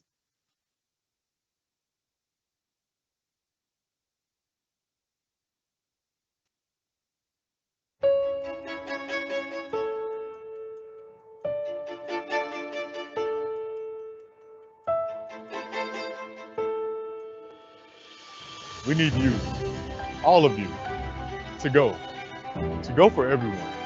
Where no one has gone before, to help humanity reach our collective goals of exploration and discovery. Unlock your potential side by side, interns, civil servants, and contractors. You will be mentored, you will be coached, and you will be challenged for your personal growth and for the success of the Artemis mission. Your talents, your skills, and your perspectives are needed to make this possible. Splashdown. Begin your journey from the ground up. The time is here. The time is now.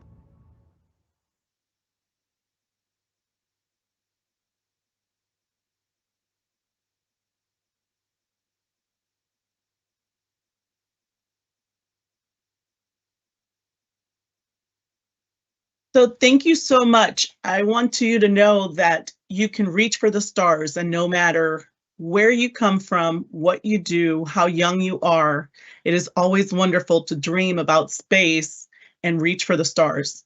So no dream is ever too big. Everything is able and reachable with lots of hard work, love, and dedication.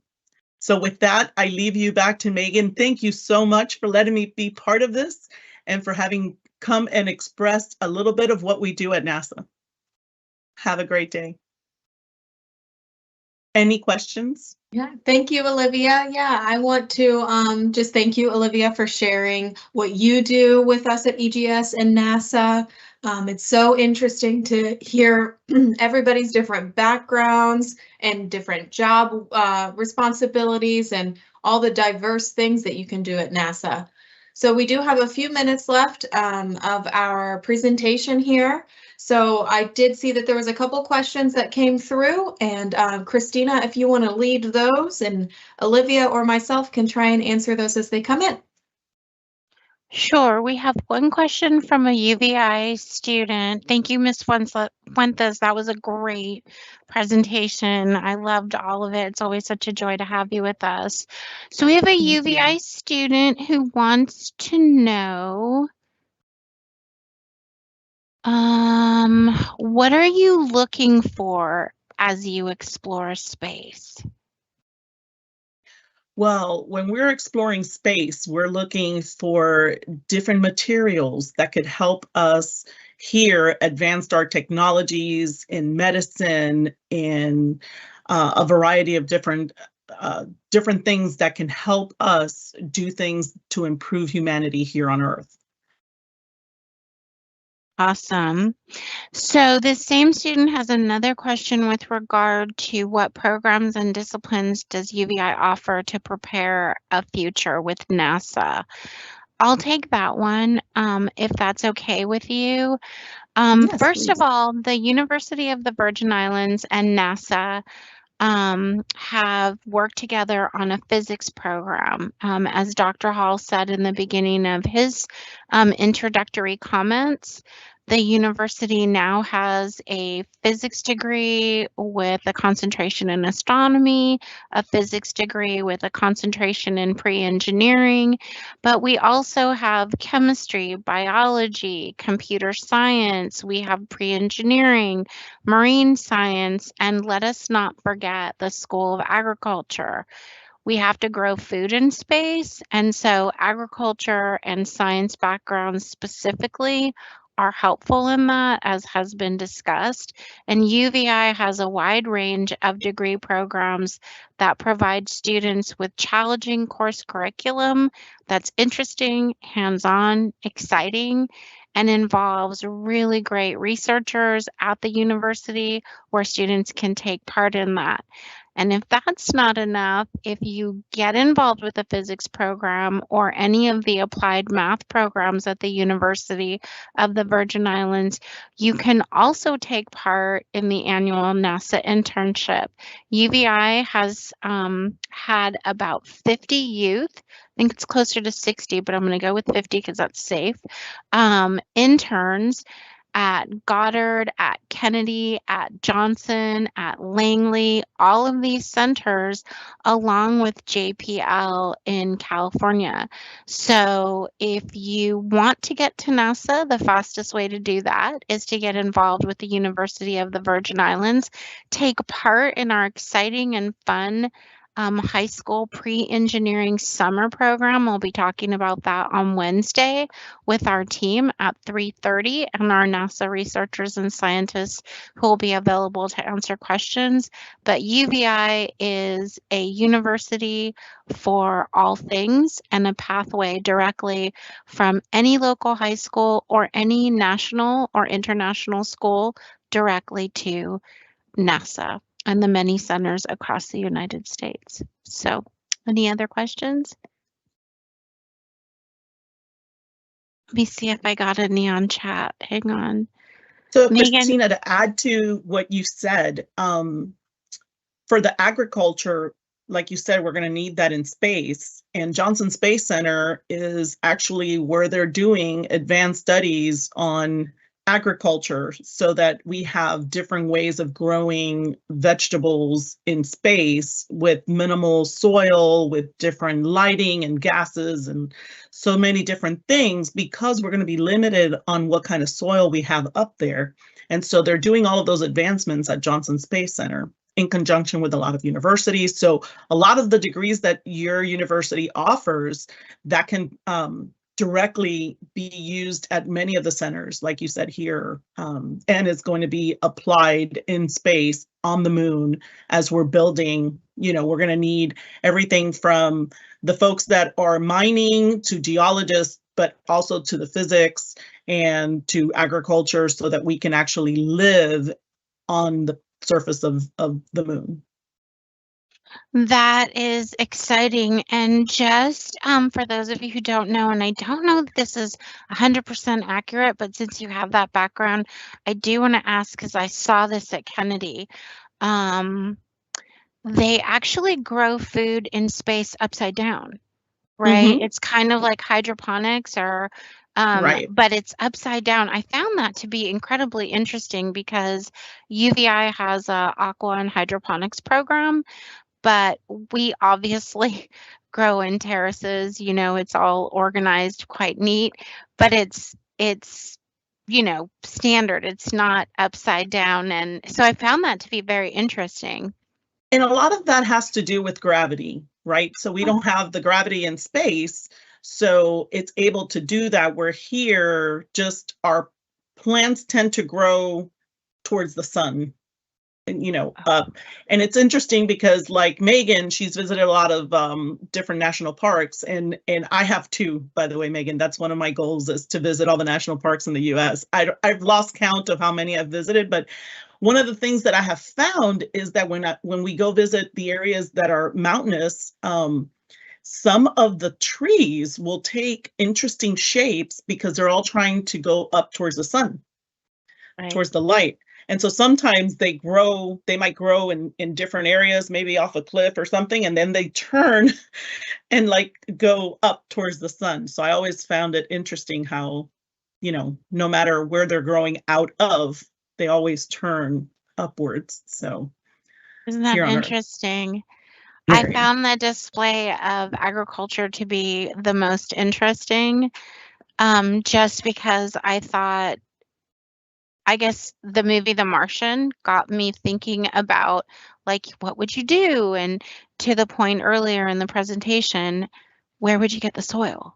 There's not a lot of soil up there. There is not a lot of soil. There's some things that you just you take for granted being here on Earth. We have all of the things: soil, water, air, all the things we need. So do we have any? We would have to supply ourselves and try to figure out the technologies, right, to regenerate up there, so we don't have to carry everything up.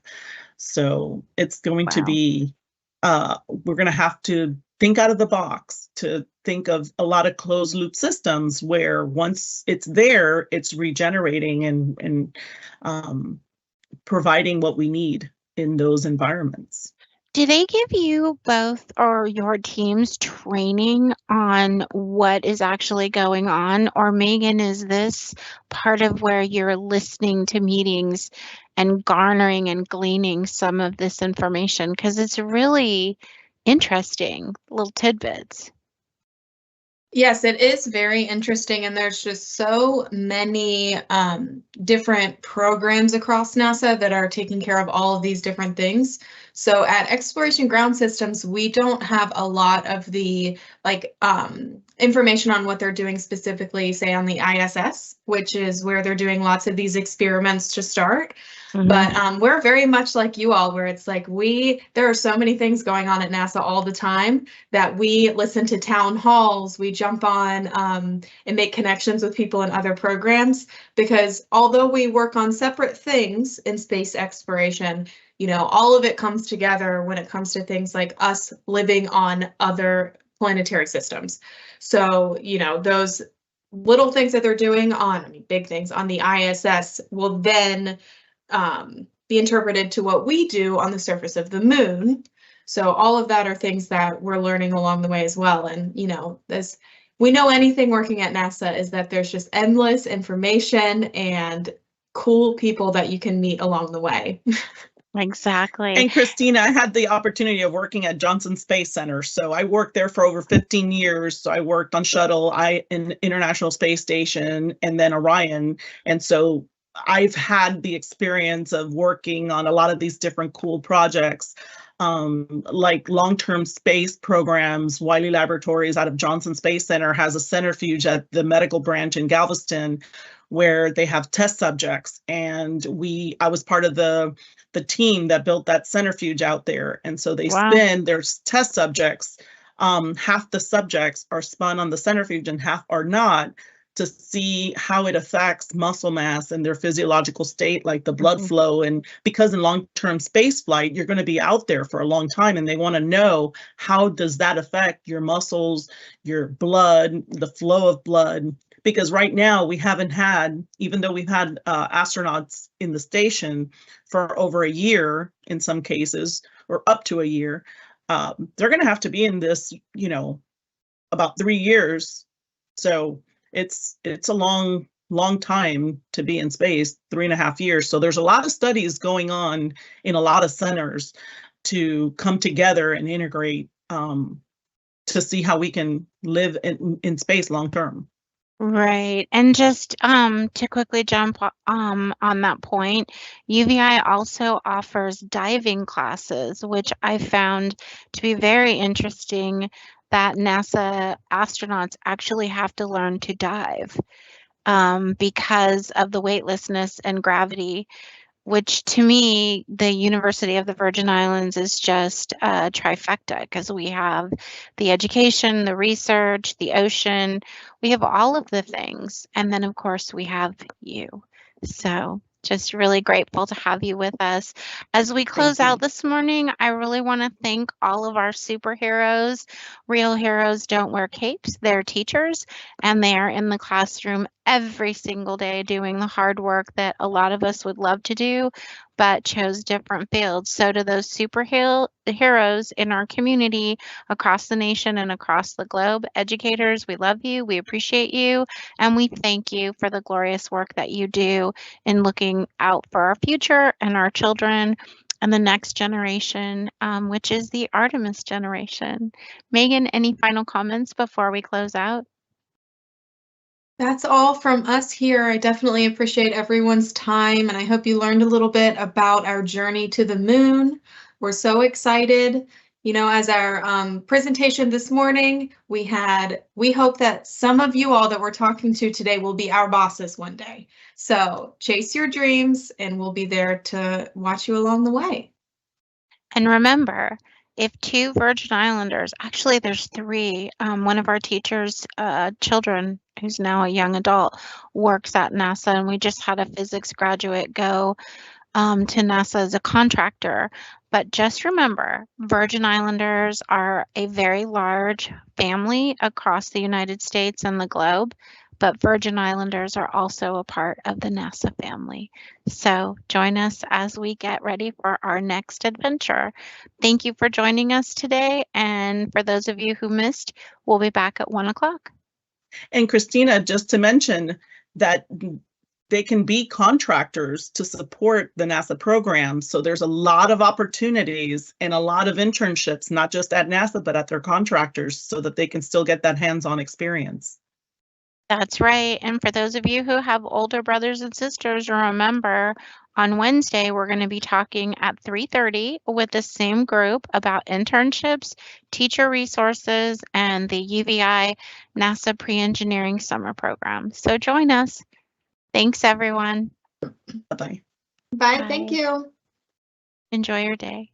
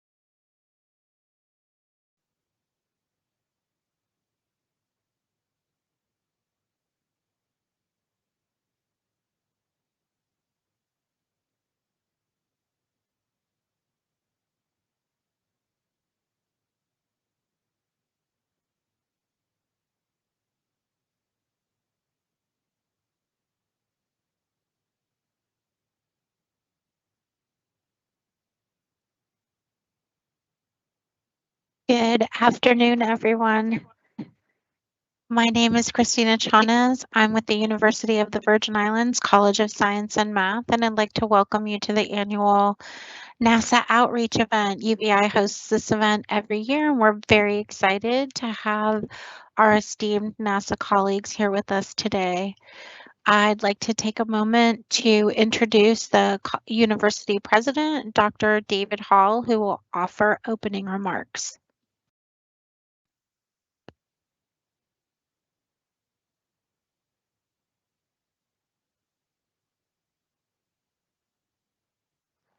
Good morning. My name is David Hall. I am the president of the University of the Virgin Islands. I have been president here for over 14 years. This is my 15th year, and it is always exciting to be able to welcome our NASA partners. They have partnered with the university for so many years, and it has really made a difference.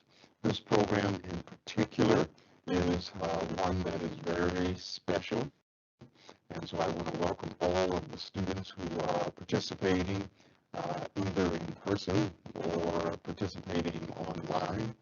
I also want to have a special shout out to our teachers who are participating in this program and are the ones who nurture the students who participate in this program. You are their heroes, but you are our heroes as well. In addition to the wonderful students who are participating from the Virgin Islands, we have students who are participating internationally. And I just want to mention a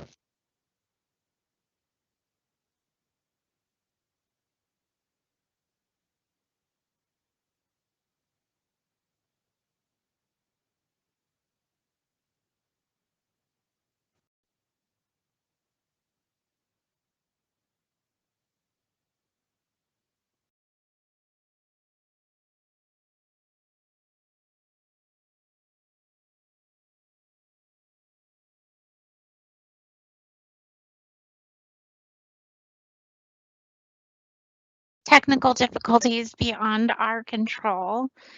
Guess it's a little bit like NASA where you have those launches and they don't always go.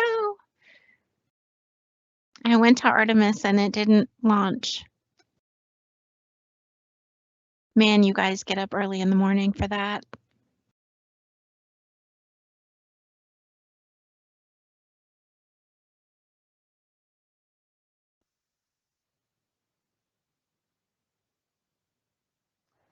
Good morning. My name is David Hall. I am the president of the University of the Virgin Islands. I have been president here for over 14 years. This is my 15th year, and it is always exciting to be able to welcome our NASA partners. They have partnered with the university for so many years, and it has really made a difference. This program in particular is one that is very special. And so I want to welcome all of the students who are participating either in person or participating online. I also want to have a special shout out to our teachers who are participating in this program and are the ones who nurture the students who participate in this program. You are their heroes, but you are our heroes as well. In addition to the wonderful students who are participating from the Virgin Islands, we have students who are participating internationally. And I just want to mention a few of the places that we have connections with. There are students here from South Africa, the Philippines, the DC International School. We also have students in Florida who are part of the Palm Beach School and the Naples Classic Academy. Our deep gratitude to have this international diversity of students participating in the same program. As Virgin Islanders, we are always proud when individuals go off and do great things and then come back and share their knowledge and insights with us. There are two individuals who are part of our family, but part of the Nassau family, Ms. Fullwood and Dr. King. They are participants and will be sharing information with the students, and they are a shining example that the Virgin Islands produces excellence. And we are glad when that excellence comes back and shares with us. I also want to thank the Montessori School and International Academy. They were the ones who launched this initiative back in 2013, and the University of the Virgin Islands is so thankful for their leadership, but we are glad that we have been able to take this over and to move it to even greater heights with the leadership of Christina Chans and David Morris and others who participate in our physics program. And one of the things I hope you understand, especially to students who are considering pursuing higher education, and I hope all of you are, that the University of the Virgin Islands has an outstanding physics program. We were attracting students for a number of years through our applied mathematics program and our engineering partnership with numerous institutions around the nation. We still have that program in existence. However, a number of years ago, we were able to develop a bachelor's degree in physics and have a focus on astronomy, a focus on engineering concentration, and that has attracted many students to us. And what I am proud of is that in just 4 years, we have been able to graduate 14 students with that degree, that is the BS in physics. Many of those students are now pursuing a PhD in physics. Some of them are in the workforce, doing great things as well. So that is another example of how the university is able to attract students from around the world, cultivate them in a very special field, and finally able to contribute to NASA. One of the reasons we wanted to have this program was so that we could be a supply chain for the talent that NASA and other federal agencies and private agencies need in the workplace. And so finally, I just want to say to all of the students gathered that we would love to have you consider us as an institution for you to pursue your educational dreams. And especially to those who are in very cold climates, it would be wonderful to pursue your degree at a place where the temperature is always in the 80s, where there's a beach right on your campus, and where you can enjoy studying and having a wonderful time year-round. And for those of you who are Virgin Islanders, please remember that we are one of the few institutions in the nation that offers free tuition, and that is complete coverage of all of your costs. And it is the way in which the government and the university are saying to you that we are investing in your future because we want you to invest in our future. So thank you all for participating in this exciting program. Again, I want to thank NASA for its investment in the future of this nation, because all of you, no matter what you think you want to do in the future, you are our best weapons for moving science forward, moving technology forward, and moving this nation and world forward. So welcome again to the program, and I hope you have a wonderful and exciting day. Thank you.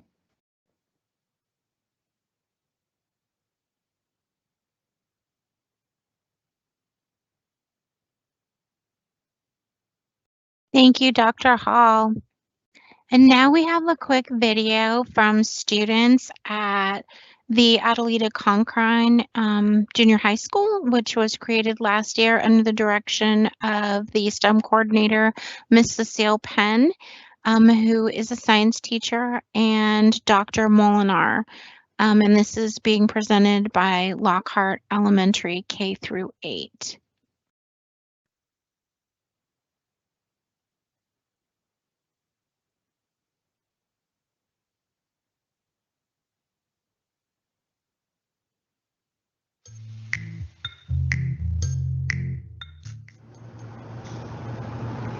Hi, I'm Kamisha Scarlett, an 8th grade student, and I'm your future astrophysicist. Hi, I'm Kaylee Charles, an 8th grade student, and I'm your future physicist. We are the UVI Water Ambassadors from Adelita Cartwright Junior High School. Many know the USVI as a beautiful place in the Eastern Caribbean, but let's share a little bit about our history. The United States Virgin Islands, officially the Virgin Islands of the United States, are a group of Caribbean islands and an unincorporated and organized territory of the United States. The islands are geographically part of the Virgin Islands archipelago and are located in the Leeward Islands of the Lesser Antilles to the east of Puerto Rico and west of the British Virgin Islands. The U.S. Virgin Islands consist of the main islands of St. Croix, St. John, and St. Thomas, and 50 other surrounding minor islands and cays. The total land area of the territory is 133.73 square miles. The territory's capital is Charlotte-Amalie on the island of St. Thomas, previously known as the Danish West Indies of the Kingdom of Denmark, Norway, from 1754 to 1814, and the Independent Kingdom of Denmark from 1814 to 1917. They were sold to the United States by Denmark for $2,500,000 in the 1917 Treaty of the Danish West Indies, and have since been an organized, unincorporated United States territory. The U.S. Virgin Islands are organized under the 1954 Revised Organic Act of the Virgin Islands and have since held 5 constitutional conventions. You can see the islands of St. Thomas and St. John. We are famous for our beautiful beaches, clear blue skies, and festivals that bring millions to our beautiful islands. In the USVI, there's constant study and research of extreme weather and drought. Details of a dire situation in the territory when it comes to the continuous agriculture is alerting both the farming community and the U.S. drought monitors have listed the territory as severe, hence Researchers at local and federal agencies such as the VA Department of Planning, Natural Resources, and Water and Power Authority, along with the VA Territorial Emergency (MDT) Agency by TEMA, and the U.S. Drought Monitors, along with our federal partners at USDA, USGS, Environmental Protection Agency, and National Weather Service, National Oceanic and Atmospheric Agency, among others, who work day and night to research and study climate and the impact of climate change so that we can protect our community. You may not know, but many in the USVI actually collect rainwater for home use, as many do not have piped-in city water, much as they do in other areas across the world.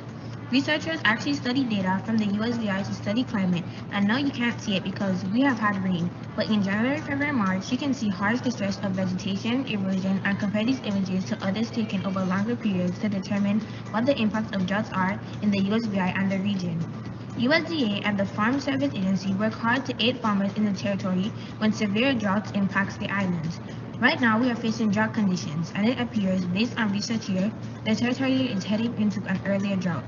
The video of the ponds shows them filled, which is a blessing in our community, but these ponds have not been filled since 2015, and just as recent as December were nearly empty. Remember, you can do your part to address climate change, conserve water, don't waste food, plan ahead for natural disasters, and learn about science and STEM from every inch of your community, including school, when visiting and going out in your community and become an ambassador to protect our community. To our fellow future scientists watching today from all across the globe, we hope you enjoyed the presentation presented to you by the students from across the USVI and the nation as we learn more from NASA scientists about how we as students can join the ranks for NASA as we begin our journey to the USVI and other universities and study STEM to make the world a better, safer place for all of us. We are the UVI Water Ambassadors. And now, on to the NASA presentation. Thank you.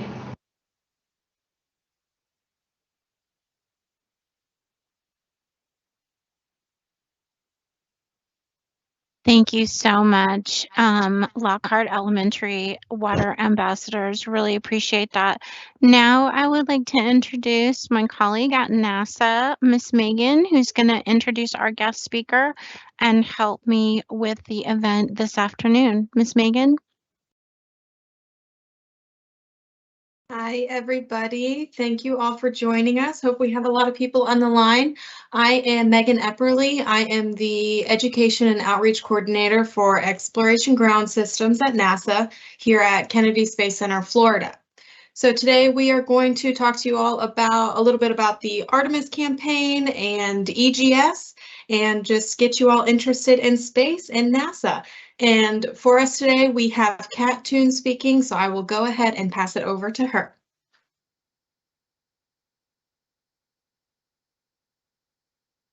Hey everyone, my name is Toon. I go by Toon. It's my nickname that I've had since I was a little girl, with my little sisters having a hard time pronouncing my name. So it's nice to meet you.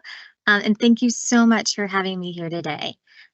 Like Megan said, I work with Megan with Exploration Ground Systems over at NASA's Kennedy Space Center.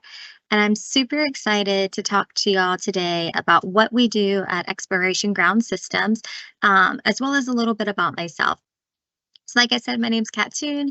I'm going to be talking to y'all about some of these different facilities that you see in the background of these pictures.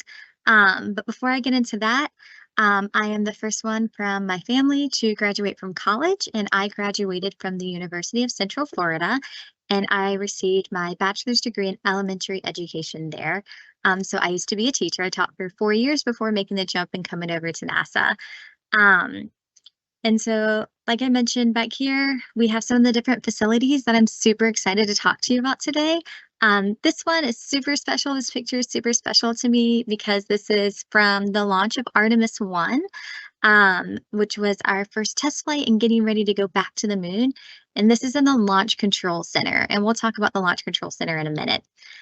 This is on top of the mobile launcher, the ML, which is super high up, and you can see all these different launch pads behind me in the background. And then this is myself with some of our friends, some of our teammates, supporting the astronauts on the rollout for Artemis 1. And in the background, again, you can see the base and the top and the tower of the mobile launcher, which is where I'm standing in this picture. And stacked on top of it is the Artemis 1 rocket, the Space Launch System, or SLS. So when I'm not at work, I love spending time with my family. I have my husband and then our 2 boys who are 5 and 3. They love playing outside. They love going and seeing fire trucks, and they also absolutely love space, which I'm very excited about. And when I'm not spending time with them, I love spending time with my friends and learning a lot. So you can see here, this is me with some of my friends from work, all of which are some of our female engineers that work here at NASA. And we're inside this giant building, which you can see behind me, called the Vehicle Assembly Building, where we were stacking or putting together the rocket for Artemis 1. So like Miss Megan said, we both work for Exploration Ground Systems. And what we do is we build the rocket, we launch the rocket, and then we recover the crew capsule and the crew. So let's talk a little bit about what that looks like. So we have all these different parts that work together before we can launch our rocket. So if you're someone who likes Legos, myself included, I love Legos, always have. I need you to come and work at NASA, and I need you to be our boss, because essentially when you get a pack of Legos these days, you get it delivered in different little baggies, right? And in those baggies, in baggie 1, you have like 20 pieces and you have to put that together. And then the next bag, you have to dump out and put all those pieces together. Then you combine both of them and so on until you have your whatever Lego set you're building. We just did a whole bunch of Legos for Christmas, so I'm still getting over all the Lego building that we've been doing at our house. But that's kind of what we do, right? So the rocket doesn't come to us all assembled like this, right? And this is just a like cartoon graphic of what the rocket looks like. It actually comes to us in parts and pieces, just like Legos do, and we put them together in this big building behind me, the Vehicle Assembly Building, before we take it out and launch it. So some of those pieces that we have is we have the actual rocket itself, known as the Space Launch System, or the SLS rocket. And so if you're someone who likes fireworks, we need you to come and work at NASA, because that's essentially what these big boosters are. Once you light a firework, it's going to go, which is kind of what these boosters do. They provide the vast majority of the thrust, or the the force needed for us to launch this giant rocket off of the launch pad and into space. And so then we also have the core stage, which is this orange guy right here, and the engine section, which has 4 of these RS-25 rocket engines, which are huge, huge, huge engines that we use during shuttle. And then the inside of the core stage for my older folks is split into 2 parts. We have the LH2, or the liquid hydrogen portion, and the liquid oxygen portion. And then we have a connection point called the launch vehicle stage adapter. And then behind these googly eyes that you see here, we have the Orion crew capsule, which is where our astronauts will sit. And we have the launch abort system.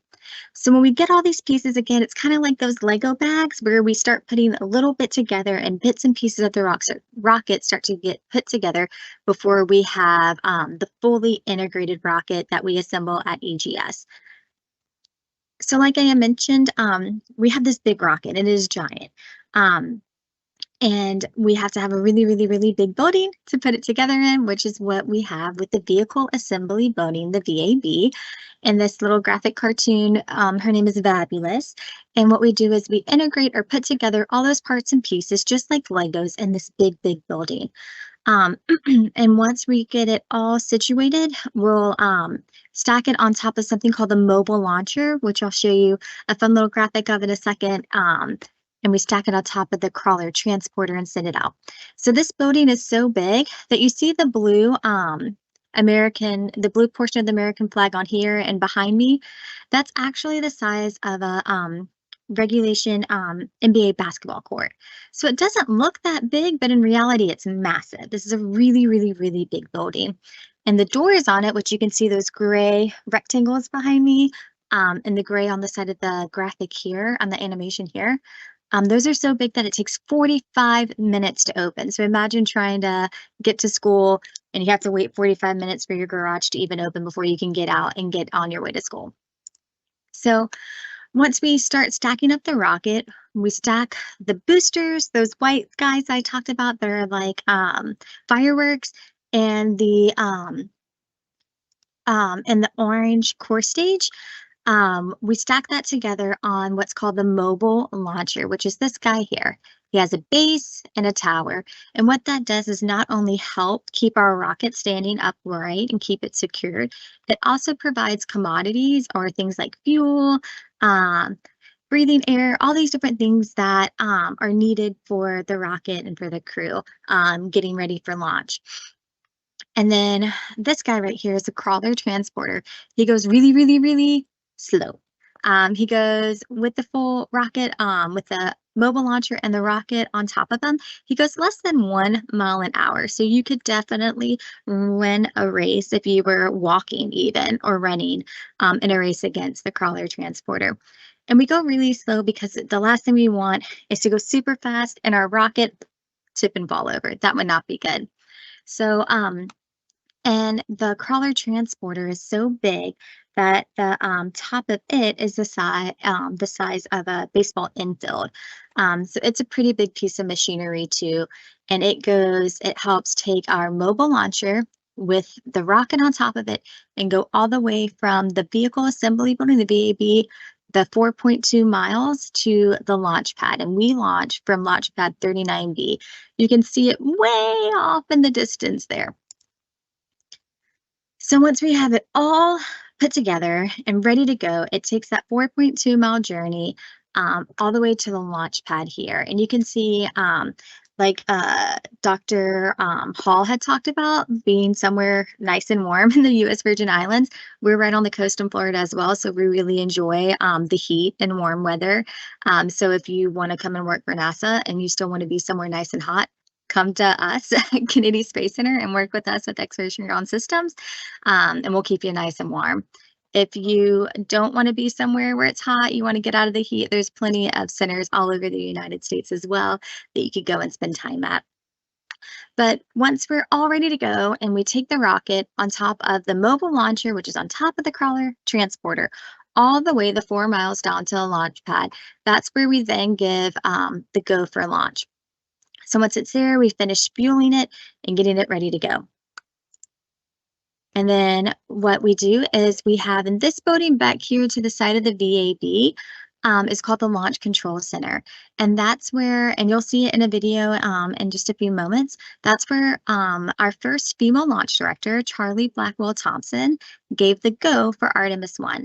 And Artemis 1 was a test flight getting us ready to go back to the moon. We actually took our Orion crew capsule and went the furthest point in space that any human-rated deep space flight vehicle has gone before. And I'll talk to you more about Artemis 2 and beyond in just a minute. But in that room, in that building, in the Launch Control Center, that's where Charlie Blackwell Thompson gave the go for launch with her team of NASA test directors and master console operators. So if you're someone who likes Legos, or you like fireworks, or you're someone who's really good at communicating and problem solving, or really, really good at listening, our master console operators and our NASA test directors, along with the rest of our launch team and our launch director, those are some of the top skills they have with communicating, listening, and problem solving, because they work problems gearing up to launch. So once we lift off from Kennedy Space Center at Launch Pad 39B, and we were going around the moon. So with Artemis 1, we were testing the integrated system, so the ground systems here, the rocket, and the Orion crew capsule all together for the first time. Since it's been a little while since we've been back to the moon. So what Artemis 1 did was it was a test flight to the furthest point beyond the moon that we've ever gone, and then coming back in for re-entry. So once we go around the moon and come back, our job with an exploration ground system, not only do we build it and we launch it, but we also recover the Orion crew capsule and the crew. So the crew capsule right here that you see with the parachute, once it comes back in, it's traveling at over 20,000 miles an hour, and it's experiencing temperatures half of that of the sun, which is around 5,000 degrees Fahrenheit, which is really, really hot. If you think the U.S. Virgin Islands or Florida are hot, that's just a touch hotter, right? And it's experiencing that heat, and when it hits the Earth's atmosphere, that's when that friction, right, causes it to slow down and causes a lot of heat. And it helps it slow down to about 300 miles an hour, and then we have the parachutes deploy or come out, and that helps slow the crew capsule down even further until we splash down off the coast of California in the Pacific Ocean at around between 20 and 30 miles an hour. And so our folks go and recover the crew capsule and the crew. So if you're someone who says, you know, Miss Cat, I want to work at NASA, but I also want to work with the Navy, or I want to work with the Department of Defense, good, because that's who we partner with to recover or get back our crew capsule and our astronauts from the ocean. So what I'm going to do is I'm going to go ahead and share a couple of videos with you. 50 years after we last left footprints on the moon.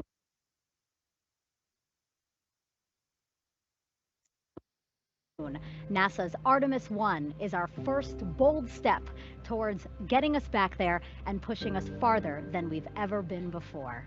You are looking at the world's most powerful rocket and Orion spacecraft live on Launch Pad 39B. The energy here is palpable as we attempt to make history today. We're going to learn so much about the solar system from the moon and even about the Earth. Range weather. Weather is go for launch. The mission management team has been told you have a go to proceed with terminal count. On behalf of all the men and women across our great nation who have worked to bring this hardware together to make this day possible, at this time I give you a go to resume count and launch Artemis 1. And that was our launch director, Charlie Blackwell Thompson, giving the go for launch. 1. Boosters in ignition. And liftoff of Artemis 1. We rise together back to the moon and beyond.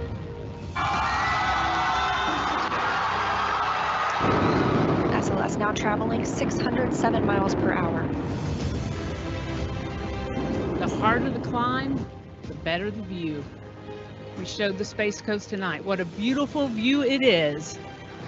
The first step in returning our country to the moon and on to Mars. And that was the room that I was talking about. If you're really good at communicating and you're really good at listening and problem solving, we need you to be a NASA test director and support the launch team. The James Webb Space Telescope, just how big and vast this universe is. There's a lot out there to explore. And this is the next beginning. Orion is now flying free, attached to the European Service Module and on its journey to the moon. So with Artemis 2, we'll have another test flight, but with astronauts, and they won't be landing on the moon. But Artemis 3 is when we will be landing on the moon, and we'll have our first woman and person of color landing on the moon.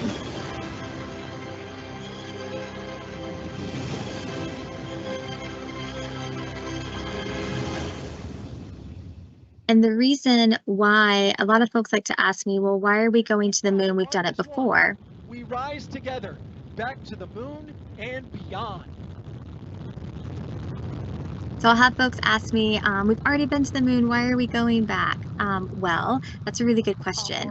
And for us, the moon is about 3 days away. If you were to be able to go straight there, it's about a 3-day journey. And we have to practice living and working in deep space and growing our food and everything else at the moon before we go to the next point, which is Mars. And for comparison's sake, the Earth is about 3 days away, whereas Mars is 9 months away. So we have to live and prove that we know how to live and work in deep space on the moon before we can venture off to our next planetary neighbor, which is the moon. So who's going to do that for us? Who are the crew of Artemis 2 that's going to test flight it? Well, I'm going to introduce you to them.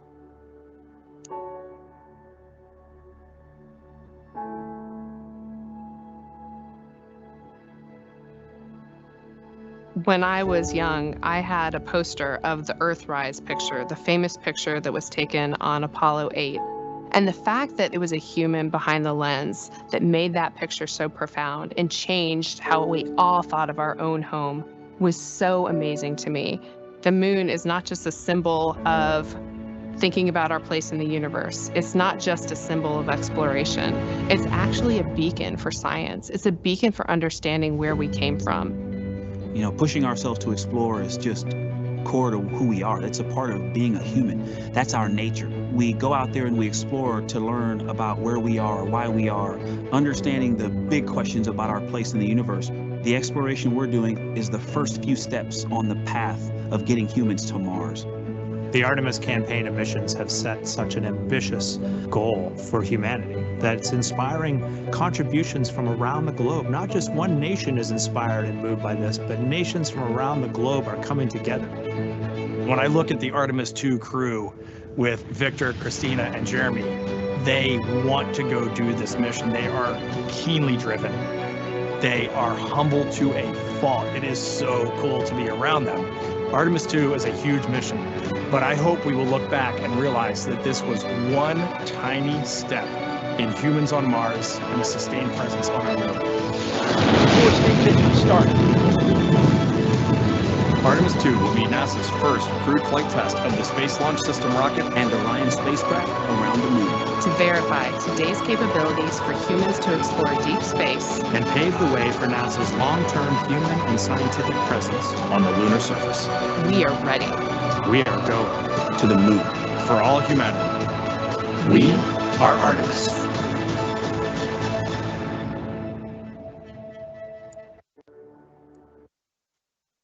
So that's our Artemis 2 crew. So what they're going to do is they're going to, just like with Artemis 1 being a test flight, and that did not have astronauts on board, Artemis 2 is going to have astronauts on board, and they're going to be checking out a bunch of our different systems prior to when we land on the moon with Artemis 3. So our Artemis 2 crew that you saw was Commander Reed Wiseman. We have pilot Victor Glove, mission specialist Christina Koch, and Jeremy Hansen, who's our Canadian mission specialist. And those are the 4 astronauts who will journey around the moon to the furthest point any humans have gone in outer space before. So that's huge. And they'll help us get ready for when we do it again with Artemis 3. Another video for you. Hello, I am NASA astronaut Joseph Acaba coming to you from the Johnson Space Center in Houston, Texas. I studied and worked hard, graduating high school in California, and then earning both a bachelor's and master's degrees in geology. While working as an astronaut after my last flight, I earned a master's degree in education, an area I strongly believe in. Education opens doors to so many opportunities. Much of my life has revolved around education, both as a student and a teacher. My education got me to where I am today. When I became an astronaut, it was like going right back to school.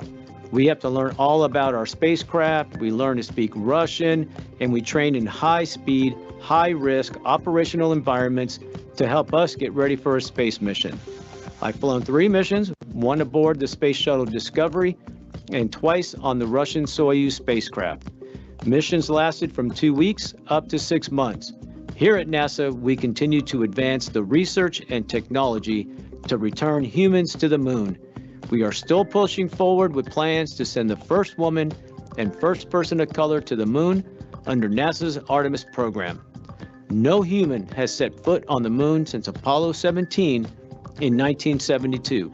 So the possibility of landing on the moon is incredible. On November 16, we watched Artemis 1 launch and execute the first lunar orbit in more than 50 years. This was the first integrated flight test of NASA's deep space exploration systems, the Orion spacecraft, Space Launch System rocket, and the ground systems at Kennedy Space Center in Cape Canaveral all came together for this extraordinary mission. Artemis 1 traveled a total of 1.3 million miles to the moon and back. After a 25-day mission, Orion successfully splashed down on December 11th in the Pacific Ocean. The capsule is now back at Kennedy Space Center, where it is being tested and studied. Up next will be Artemis 2, taking astronauts to the moon, and it will be here before we know it. I'm currently the chief of the astronaut office, ensuring crew safety and mission success. My hopes are to inspire the next generation of explorers and leaders, and to help elevate, build awareness, and highlight the teaching profession and its importance to our society. As you learn more about NASA and all that we do, I want you to remember that we are all crew members aboard a space station, our beautiful planet Earth. Viewing the Earth from space reminds us that we all share the same orbiting sphere as we travel around the sun together.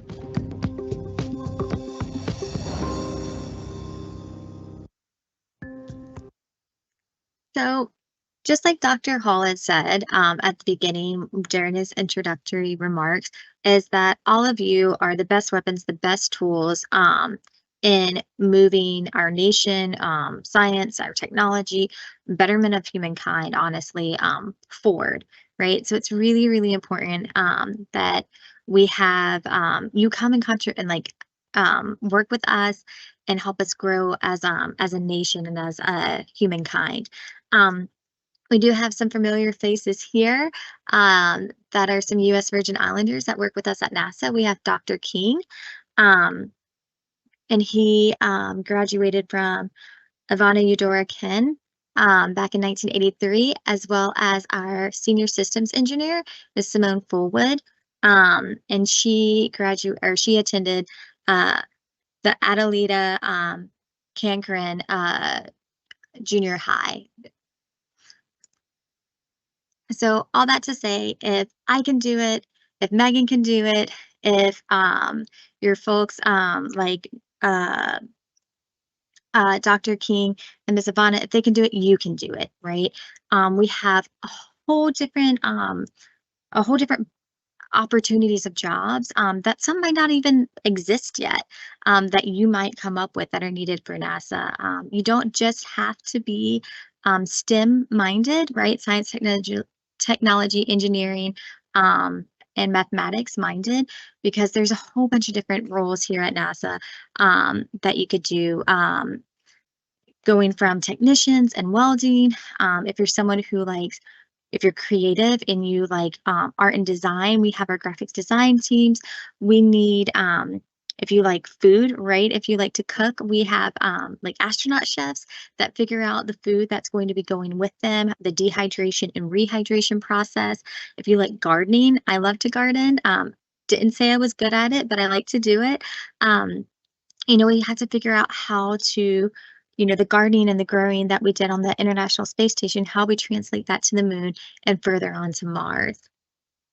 I think that there's one more video here.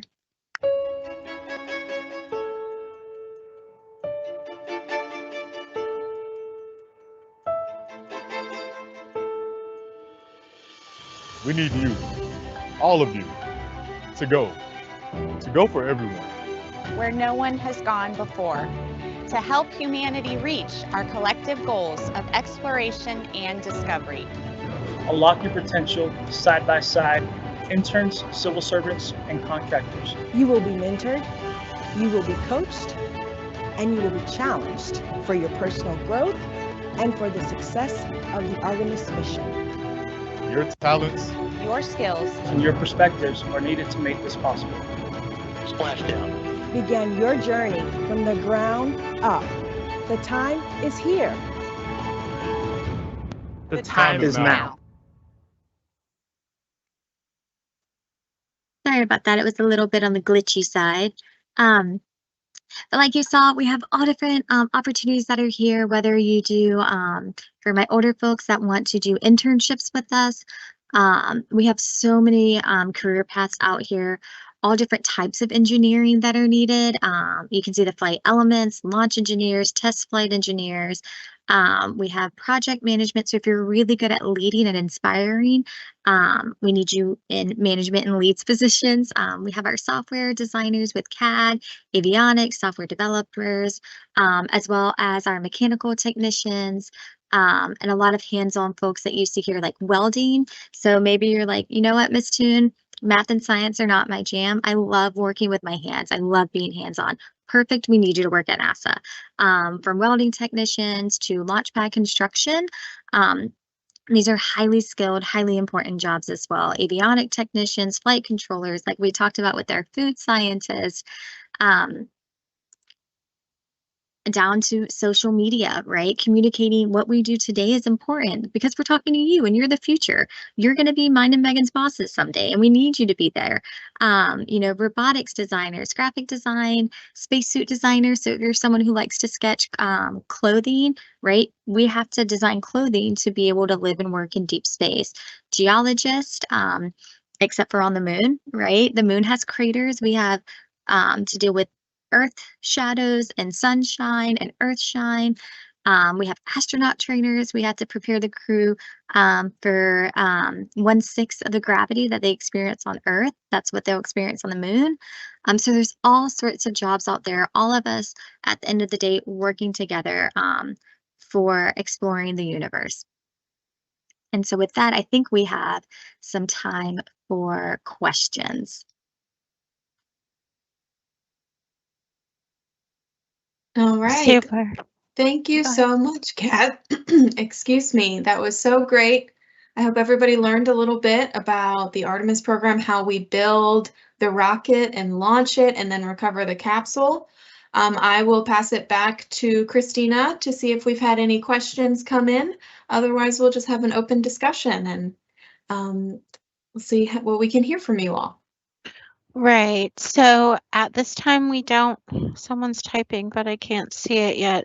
So give it a minute. But we did have one question earlier that I thought was interesting that we could maybe revisit. And that was, what do you plan to achieve going back to space? Like, why are you going? So that's a really good question. So going to the moon is not easy, right? Especially where we're going to land. And where we're going to land is at the south pole of the moon.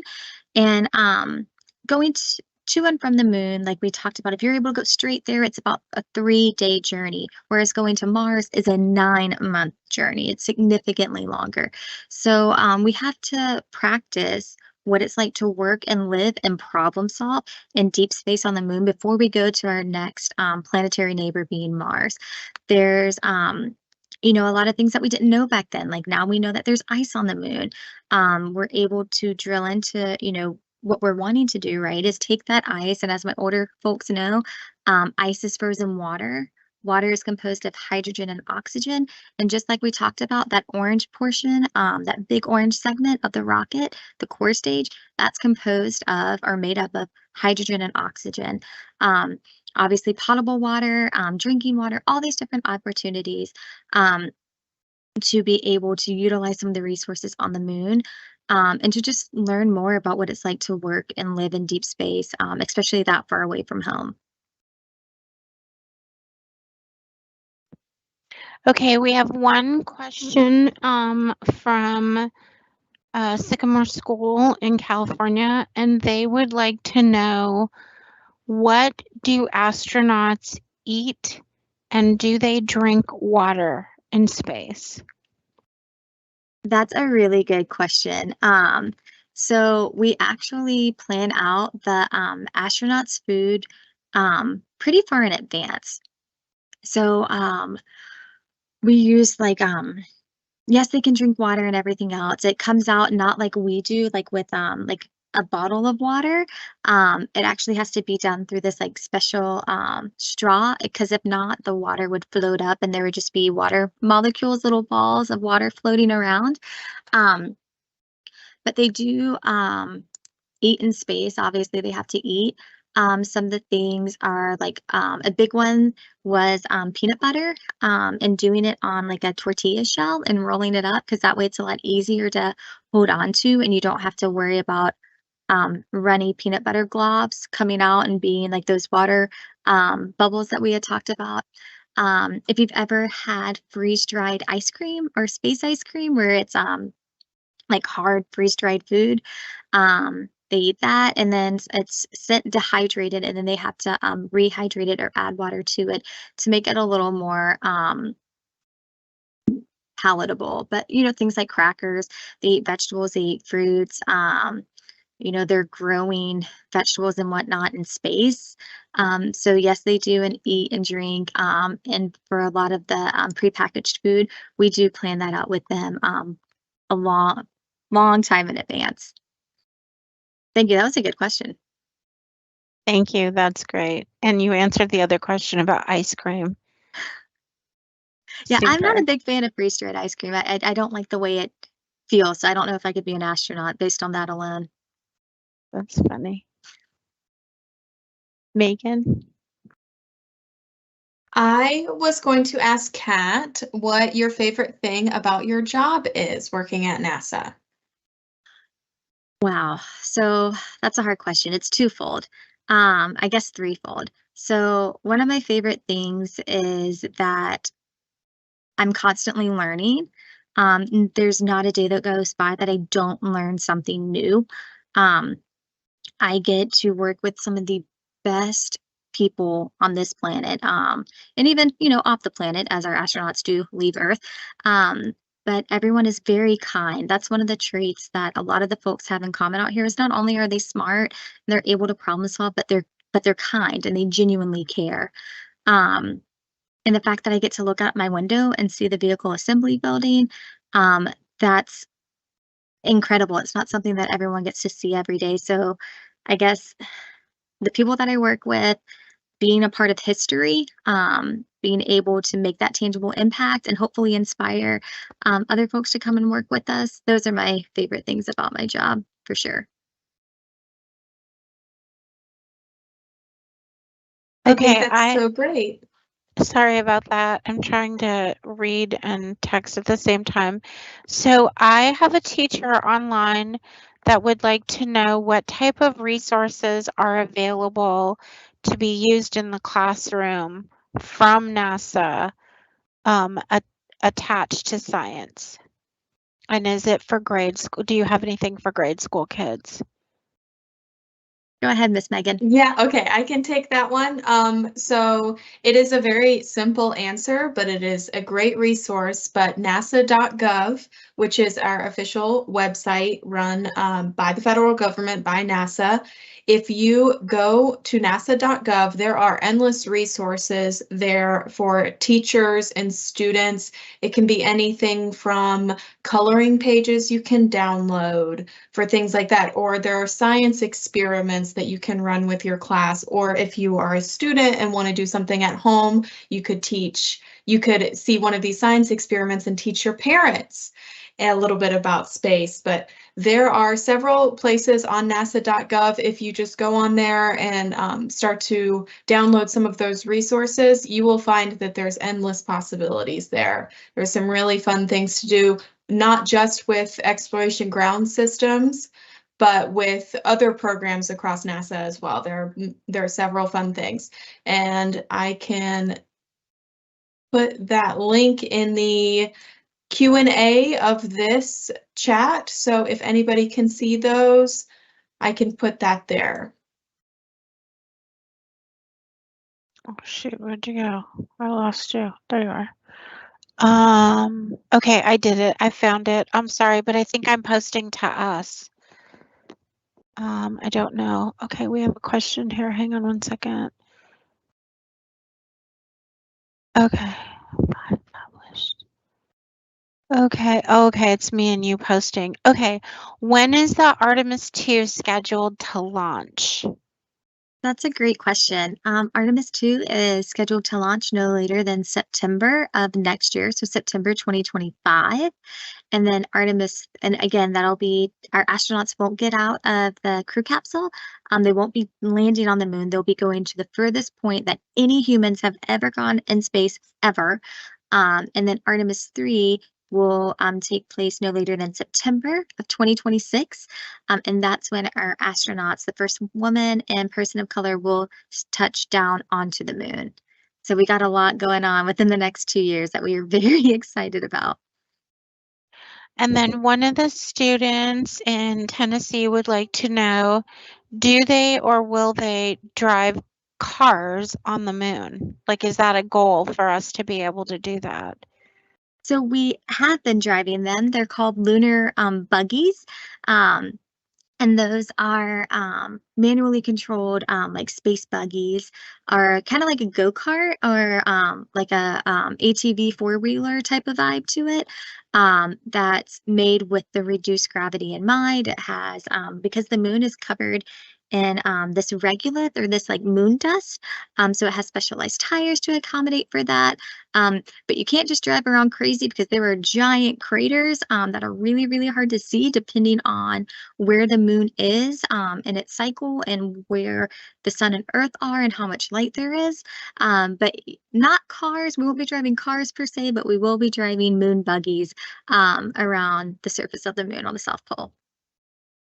So just a follow-up, do you transport that in the actual rocket itself, and how many?